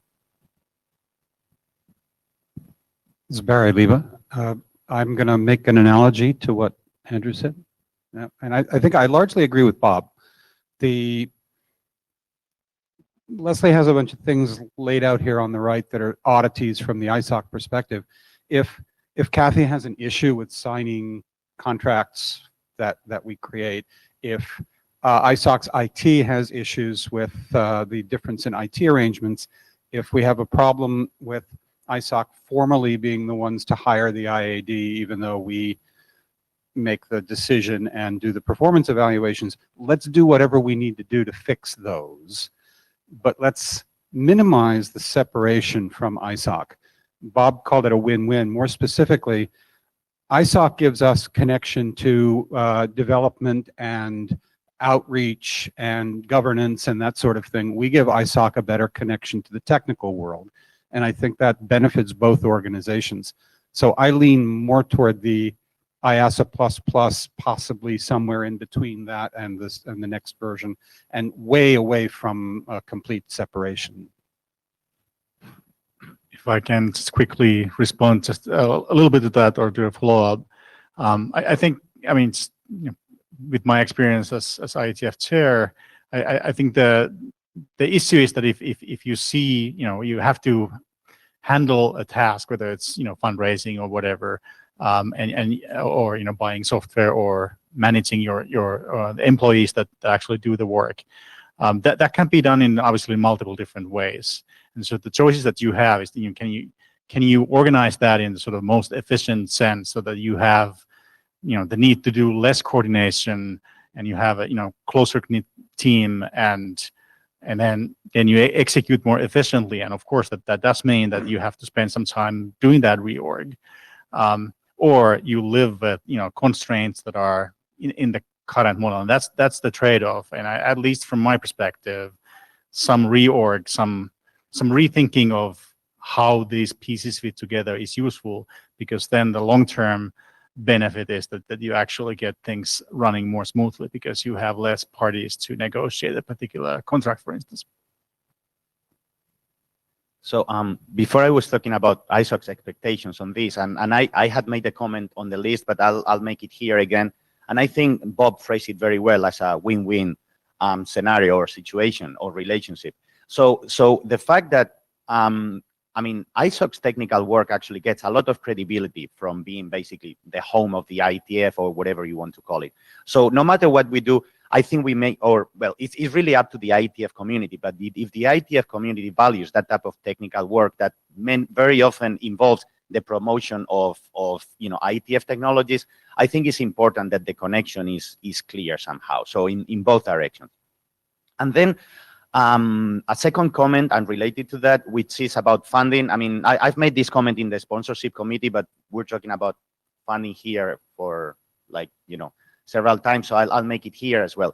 Some of the problems that you have with the channeling of money to the IETF that people complain about, like, they are members of ISAC, but they really want to support the IETF, is not going away regardless of what, structure you take. Because, and Tobias mentioned that as well, I have mentioned that many times, I think, all the global host, which is like when I actually became the ISOC chair and I went to talk to people that wanted to get money, their answer was like, but if I give money to the IETF, at the end of the day, really, I'm giving money to the other ISOC, activities, because ISOC is going to pay whatever the IETF wants. So then it makes no difference if I get 1 million here or not. That's something that is not fair, actually, but just something that, something positive for the IETF may become actually something negative because some sponsors are not willing to give money to the IETF. So this is something to keep in mind, and you're not going to solve it with structure. You can solve it with, fixed budgets or something like that, but not really with structure. I think the slight pushback on that is, again, coming back to the ability to message to people and for people who aren't sitting in this room to understand what the relationship is. Economically, it's true, right? Right. If the It doesn't make any difference in practical terms, but from a visibility or an explanation point of view, there's a we agree on that. Yeah. So, Kathy Brown, I thought I've listened, I guess about 3 of these meetings now, and I think it's really been enormously healthy, very healthy. I want to just echo what I think some of you said, that in no way did I ever understand, or I hope any of us ever act that that the IETF is a ward of ISAC. Indeed, it's always been a notion of a partnership, and I think we've tried to work it that way. So I think what's important about, and I and my partners in the IETF and the IAB have, and it's been pretty cool experience actually working through the different perspectives on the various roles we take in this ecosystem. And so I think we stay there and we start with that and we don't go away from that, because there's a deep value here about who we are as, I always call us cousins of sorts that have to work out the stuff when we get to dinner once a year. But it usually works out if we work on it a bit. But I see 3 things that I think are important, and I think Yari and Alyssa and others have raised it. One, there is a governance issue that's a legal issue, and it's the one that when people say, "Oh, Kathy," about signing the contract. It's not about Kathy signing the contract. I can sign the contract. The problem is that ISOC has a legal responsibility and a fiduciary duty for a lot of legal matters that are actually of the nature of the IETF. And so as the chief executive officer of ISOC, I'm supposed to worry about that. It's what you pay me to do. Is there an issue that we want to make sure that the clarity as to who is responsible for what gets sorted? And the way we are set up now, ISOC is responsible, legally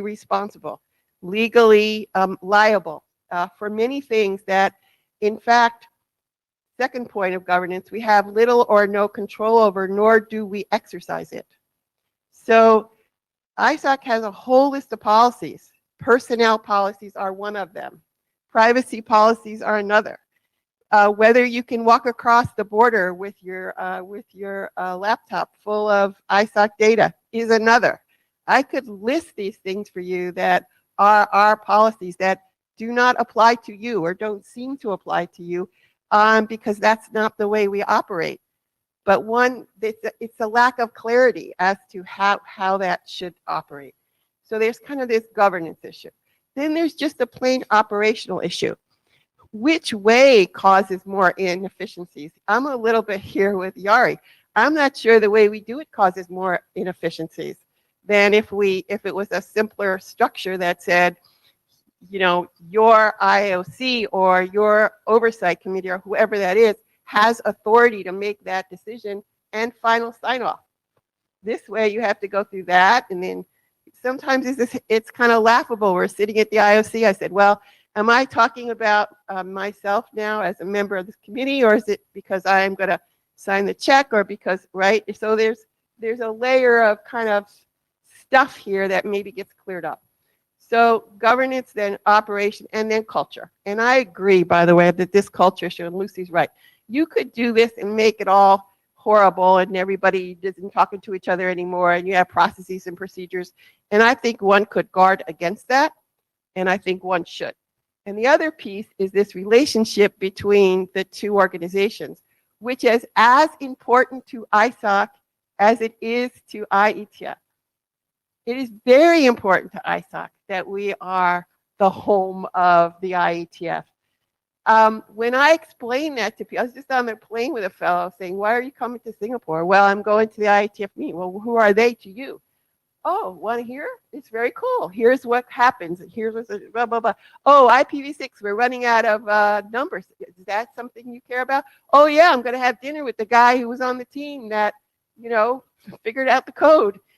This is part of our DNA as well. So there's no notion that we somehow shouldn't keep this together, but we should keep it together, respecting the culture, getting the operational things in order, and it seems to me finally getting these governance things sorted out so that there shouldn't be a doubt about this stuff. If I'm not sure because we haven't gone this far to look at it.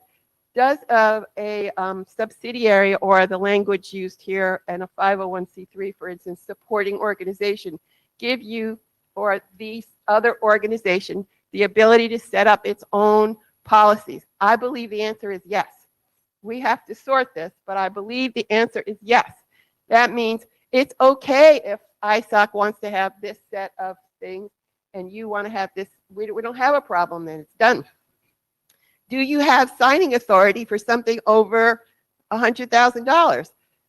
Very easy in a subsidiary. The answer is yes. Now we could go down the list and say, well, you could do this in a business unit too, but it's just not as clear.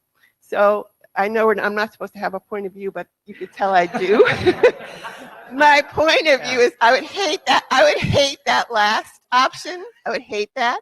But I do believe that you're landing somewhere between this plus and the subsidiary. And I'm with John on this. Why don't we sit down and figure it out? Does it help solve the problem or not? And if it solves the problem, at what cost would it be to do that? And then can we work out the money issues so that all becomes kind of beside the point? That's kind of the way I'm looking at it. Okay. Okay, I see Ecker there, and I think with that, or Sean, oh, Sean, if you want to be on too, okay. Would you like to be next? I won't let the ISOC treasurer not speak on this. So we've always said we said subsidiary a bunch, and it's always confused me. I think the correct term is supporting organization, and you can go to the IRS and read supporting organization requirements and types. There's 3 types. So one is there's essentially direct control of the board of once it's on the other. There's a second, which I can't remember the difference. The second one is like essentially kind of separate, but you still have to have some agreements. So you can do all of those things. At some point, you know, I'm not a lawyer. I'm also not a tax lawyer. We should probably get somebody who actually gets paid to do that to make sure it all work. Maybe now wasn't the time, but maybe we're getting close. So I except for my sort of earlier hat thing, you know, I'm mostly sitting and listening. I mean, so, you know, I've been here a long time now, both in this room and at IETF, and and I've seen a lot of beauty contests, and I sort of expected we were going to get in here and, like, you know, like hum on like A, B, or C, and we can still do that if people like really want to. But like what I've heard a bunch of people say is that, you know, these are not like sharp things, and in fact, it's not entirely clear what a subsidiary actually is. And Sean points out we have a bunch of options, and we need some lawyers. And that, but I also hear people who generally think that, like, and I know not everybody thinks this, but that some things are the locus of like some set of independence with some careful agreements between that thing, which probably has some legal structure and ISOC, are good things. So rather, I mean, and I liked what Kathy just said about like maybe we can get some people in a room and actually try to hammer out exactly what works best for the two organizations. And like, so rather than sort of like, try to like hum on like A, B, or C, and, then have like that group have marching orders to try to make A, B, or C. I wonder if we have like enough, if we get, I don't pretend to be smart enough to phrase this, but maybe John can, because he's good at these kinds of things. Is there some way to say, like, are people generally comfortable with something in the general locus of like not complete separation, but not the thing we have now, and with some legal like distinction, and allowing chartering some subgroup to go figure that out and come back with a recommendation that actually makes ISOC and that subgroup happy? Is that Yeah, something people and would just do? to emphasize your last point, I think the very important part is, and then come back, because I'm not a fan of signing blank checks as an individual. So- Nor am I, and I would expect anything. I guess the reason I suggested that is because otherwise what we're going to do is we're going to basically say, well, you have some marching orders, and then you'll still have to come back anyway. And so, given that I think people are mostly converging on something, like we feel comfortable with that, with like coming on that rather than trying to like do a beauty contest and resolve things. I think that's wise counsel. Lucy? Lucy Lynch. So I'm fine with that as a solution to a part of the problem set that you're working on. I don't think that solves the overloading issue on internal leadership and the structure of the IAOC. And I don't think that solves the professionalization and staffing and cultural problem. So taking that as an element to solve the partnership problem sounds great, but it's only a piece of the problem.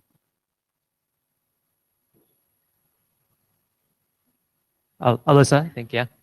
That might be your cue.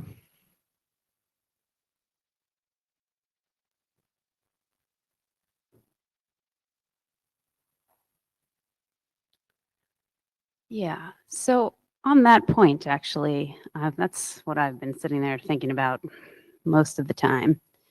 Because there is a bit of a chicken and egg here.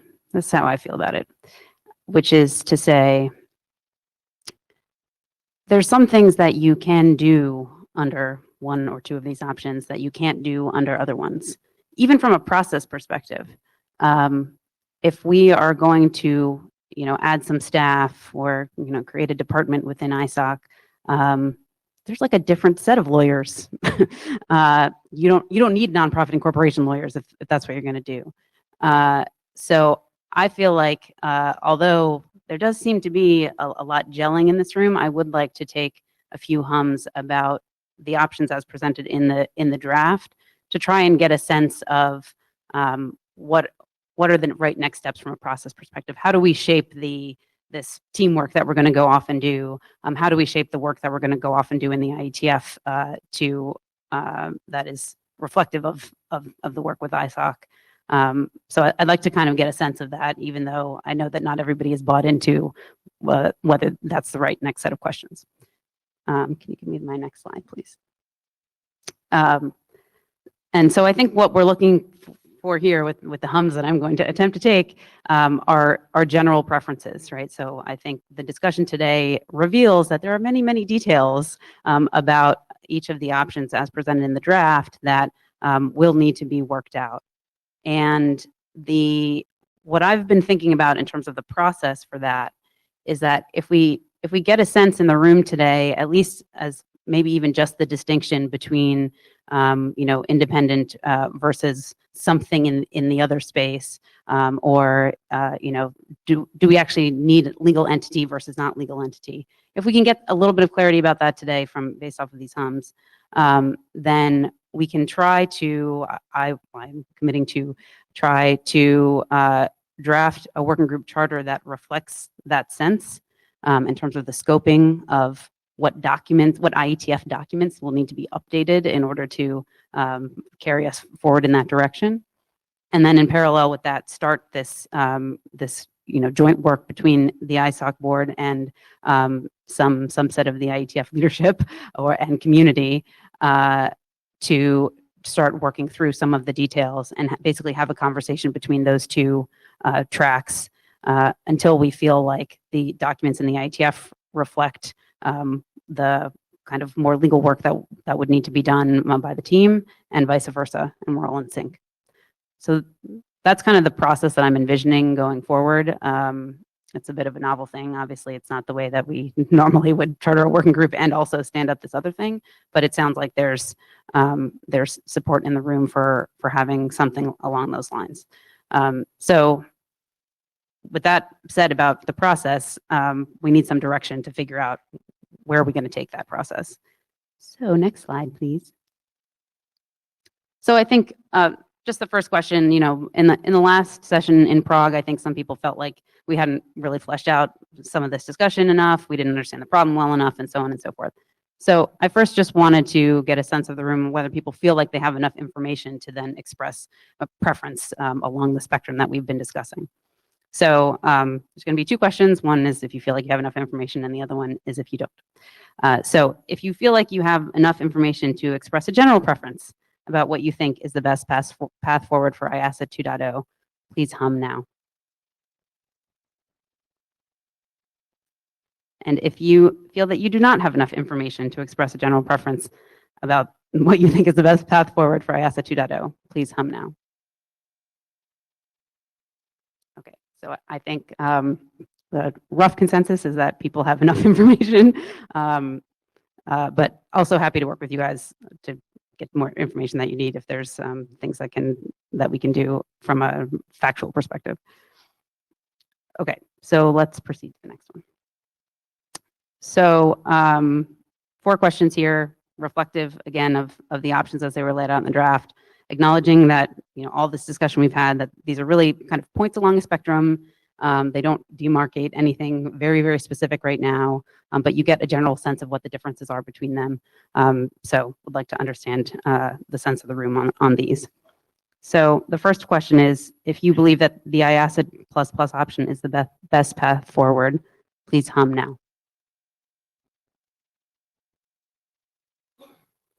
If you believe the ISOC subsidiary option is the best path forward, please hum now. If you believe the independent organization option is the best path forward, please hum now. And if you do not believe that any of the options are suitable, please hum now. Okay. Can I just recap really quick what I heard? Or do you want to speak before I do that? I'd like a hum on not enough information available on IASA 2.0 as opposed to a renegotiation of the relationship with ISOC, which is a different thing. Was that not the first hum, Lucy? No. Can you stay there for a second? Sorry, just so. Can we go back to 2? Can we just go back to 2 so we can reflect what happened in the hum, and then we'll come back to Lucy. Okay.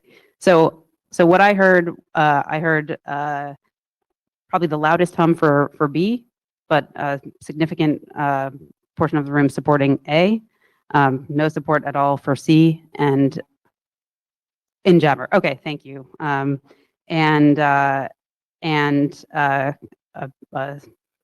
quiet hum for D. So to me, it sounds like the room is somewhere in the A-B range. Can you say what you said again? I didn't quite I will understand. say what I said again. Closer to the mic. From the discussion in the room today, I believe that there is greater clarity on how we want to move forward with negotiating the ongoing partnership with ISOC. But that's only one component of IASA 2.0, and that includes professionalization, it includes changes in staffing and governance. There were a lot of other things in there that didn't get substantive discussion, and I don't think we have enough information to move forward with a direction on IASA 2.0 altogether. I think we have enough information to move forward on renegotiating the partnership, which is a piece of the problem. Okay, I understand now. Thank you. This is Pete. The problem I had going through this, trying to pick one or hum, it seems to me there are specific issues that I care about here. Like Kathy was talking about the legal structure making it impossible to do certain things, right? That you know, it because of her fiduciary responsibilities, because of ISOC's board members' fiduciary responsibilities. They have to do it a certain way if we pick one or the other. So for instance, if we could come up with some legal structure, some way to have IAOC have direct employment control over the IAD and still be an A, I'd be okay with A, but the sound of what I was hearing was that's not literally legally possible. And in which case I'm either for B or for C, and more likely for B. It seems to me that we've got more worry about what we want the results to be than the particular structure we choose. But, and I do think that Alyssa described this as a continuum, right? And definitely as general preferences. And we do know, the thing Sean was just saying to me about what the different states being a subsidiary, right? That was new information to me, right? So, I mean, yes, we're going to have to get much more narrow into what's possible with all these options along that continuum. But there was an awfully loud, although not most, there was an awfully loud hum for A, where if the result is we can't have A and have IAOC give employment instructions, are all of the A people still okay with A? Or, Yeah, I mean, so- that doesn't make sense to me. Yeah, I think, going back to, I think it was Yari's last slide, I think the design team, at least as far as I understand, and certainly myself, we've been trying to kind of narrow in on a scoping of this that is concrete enough that we can go off and try to flesh out a bunch of the details. I think maybe what I'm hearing from you and from Lucy is that the joint work that needs to be done between us and the ISOC Board of Trustees maybe needs to flesh out multiple options of those, as opposed to trying to work within what we have characterized as an option, which I think is probably doable, but is an even bigger task for before we come back to the IETF community. And so I guess I had the sense that we wanted to do more work in the community first or in parallel, but it sounds like what you guys are saying is do more work together with the ISOC board, which is not really IETF, the IETF working group type work, and then come back. Do you think that gets what you were saying, Pete?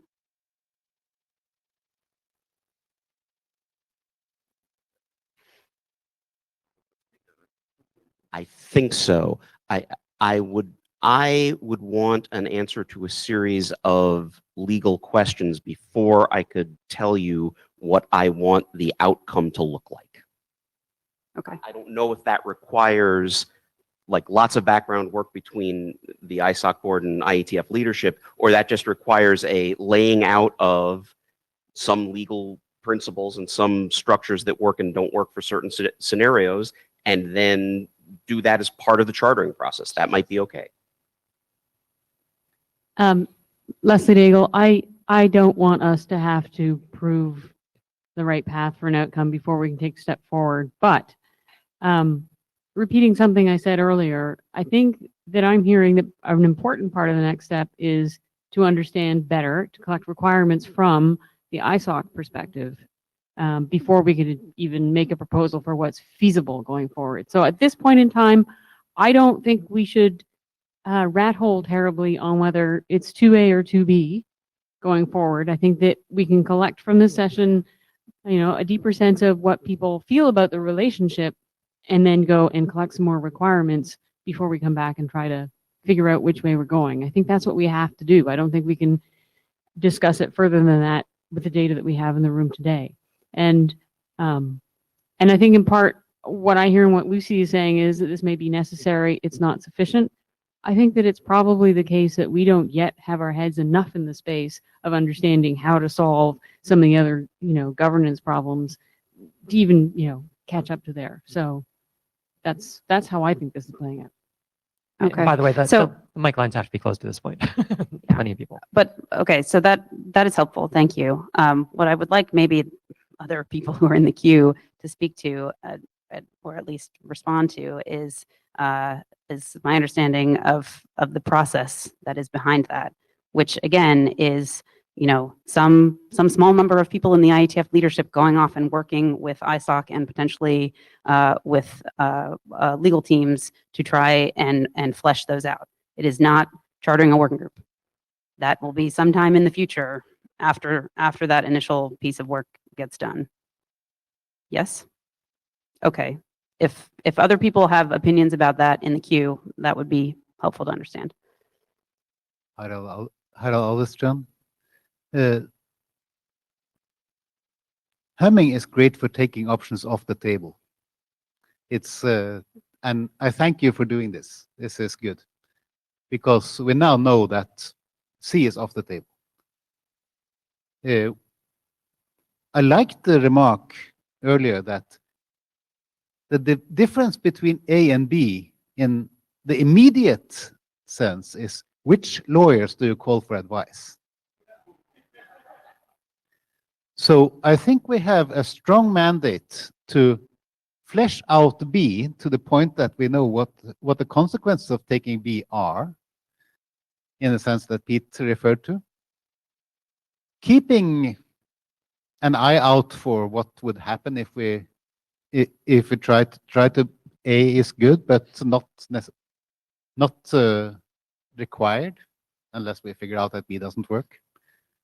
So I believe that we have a way forward, and I'm happy to see that we're exploring it. And I'm looking forward to the next set of. These are the solutions that are possible given that this way is taken, and then we decide whether we take the way. Stephen Farrell. So I got to kind of agree with Lucy.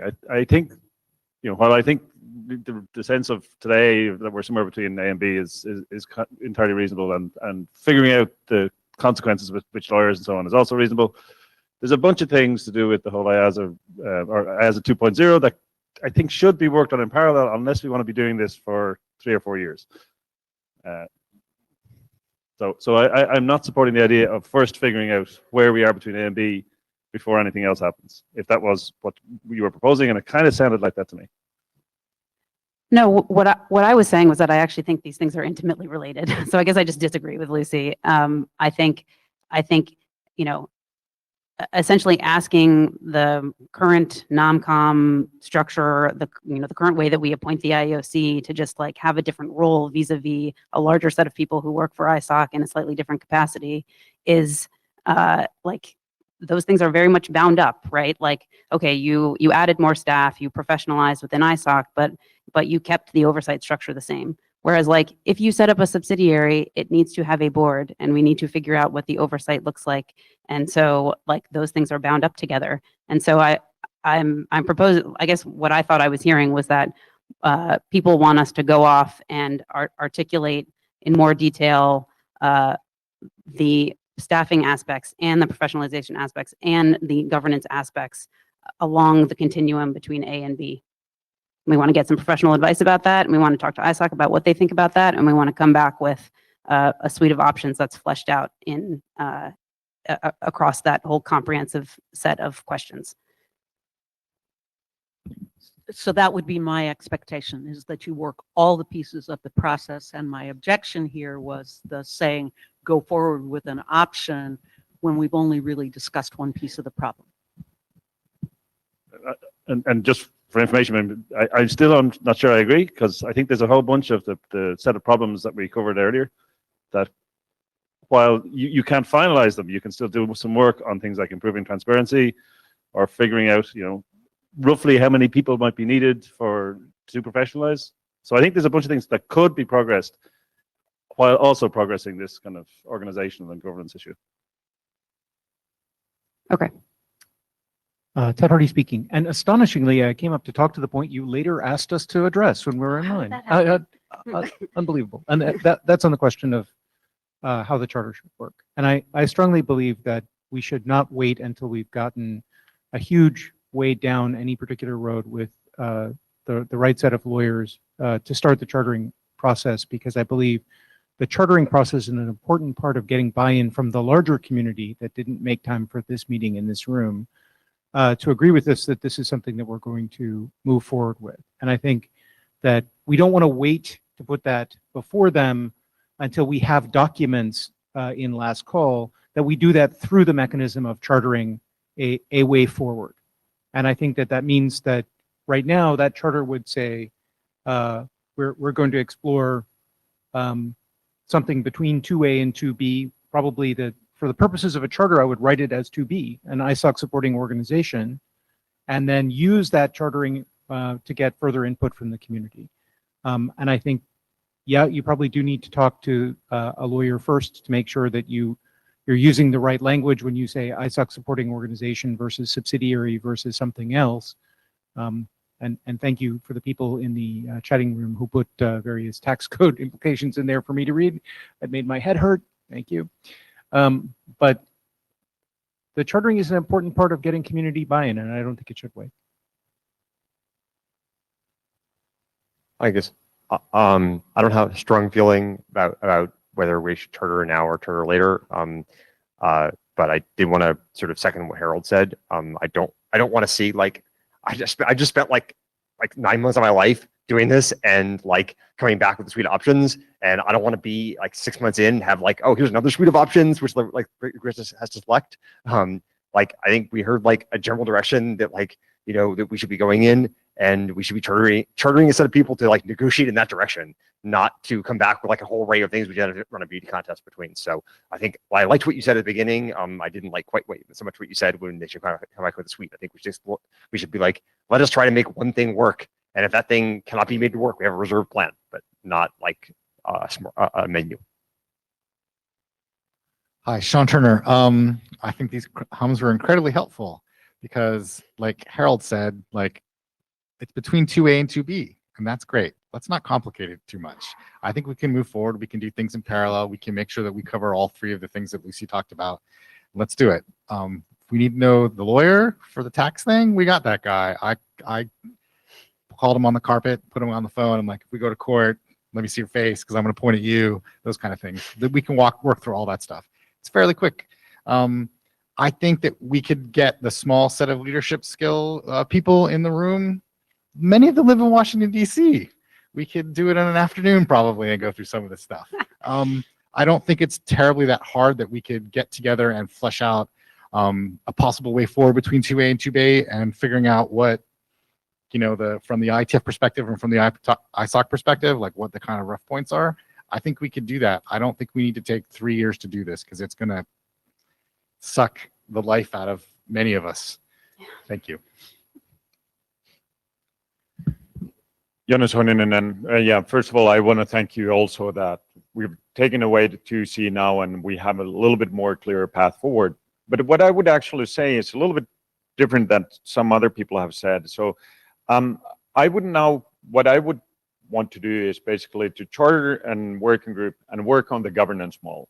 I think that from the governance model, plus some requirements that we've heard from Kathy, or maybe that can be written down as more kind of like official thing or more structured thing, we can figure out which one is better, 2A, 2B. We can then ask the lawyers to say that this is what we want, go implement it, and propose which one is better or what, something in between those. There are two ways of using lawyers. One is that we can go to lawyers and say, here's a bunch of money, why don't you propose as a structure? We don't really know what we want, but why don't you propose as a structure? That's one way, and they will propose as a structure, and it might be good. Other way is saying, we have this model, why don't you implement that for us? And I believe in the latter model more, and I think that would need basically having the governance model written down before we go for legal advice. Can you give an example of a model? Like, just pretend like you have to write the document that has the model in it. Give an example of a model that you would write down. Well, I mean, like, if you say basically that you need an oversight organization that has the possibility to directly direct the staff, give the direction, fire and hire that person, has the possibility to run, has some budget, has the possibility to control that within that budget directly, has the possibility to do contracts in way or form or another. That is a governance model, for instance. And then the kind of like how to implement that. well, it might be a corporate board, it might be so often subsidiary or support organization or affiliate, whatever you want to call it, or whatever is the right way of calling it, or it might be something else. But the thing is, the important thing is, what do we want this what is the governance model? What do we want it to do? And then we can implement it legally. And it's most probably something between A and B. And then comes the kind of like requirements in that Kathy says, like, well, ISOC doesn't want to have any fiduciary responsibility of these contracts. So, well, okay, that puts it into 2B, for instance. But selecting that beforehand without actually knowing that what are the requirements might or might not give the right answer, but I think it's more random what the answer would be. So to follow up on that a little bit, Sean Turner, I agree that giving a bucket of money to a bunch of lawyers results in that bucket of money getting spent. We don't want to do that. I like the idea of writing down in our words what it is, and then the lawyers go off and say, great, because there's the IRS, what's going to happen is they're going to say, if you want to be in 2B, where you're a supporting organization or one of these three things, there are tests. So whatever words we use, the lawyers that we're going to hire are going to be like, yes, you meet all of the three tests. The two tests in the first two cases, and there's three tests in the third case. And that's going to be okay. And whatever words we come up are going to get translated into, tax legalese, and we can go there. And if we can't meet the tests, then we can't be 2B. We got to be 2A. That's just how it's going to work. So, I mean, we can armchair tax lawyer our way into many things, but at the end of the day, if we write down the words we want, get a tax lawyer, give them a document, have them review it, yay or nay, we can know if it's going to fit or not. So I think we shouldn't try to reinvent U.S. tax law here. That's my main point. Yeah. Just to agree with Stephen and Ted and anyone else that has spoken about, doing things in parallel, I think you are building momentum within the community, so you don't want to lose that probably. So I think chartering something and getting the community as a whole basically to work on that, I think is the right approach. Of course, you mentioned about having IETF leadership work with the ISOC board. And just to, before I was talking about ISOC's economic commitment to that, in addition to that, we have a set of focus areas for the board, and supporting the IETF in this basically regard is one of them. So if you need, the trustees to spend more cycles or ISOC's lawyers, whatever, this can happen actually fairly quickly. So in that sense, don't think that, we're going to do this in parallel and the other process is going to take forever. We can actually expedite that. So I think we can, I agree with Sean, we can actually move forward quite quickly. At this point, we're really cutting the mic lines, just so Hi, hello, this is John. Just something I've heard a number of times is something between 2A and 2B. I'm sorry. 2A and 2B are mutually exclusive, and they are mutually exclusive by the science that we can't change. We're engineers. We love to invent things, but we have to stop being so damn creative when we're living in a context we can't change. Either we have a subsidiary or we don't. If we don't, we can mangle things around so that it looks a little more subsidiary-ish. If we have a subsidiary, we can mangle things around so that they look a little more integrated, but we got to make a choice. Don't compromise, make a choice. Thank you.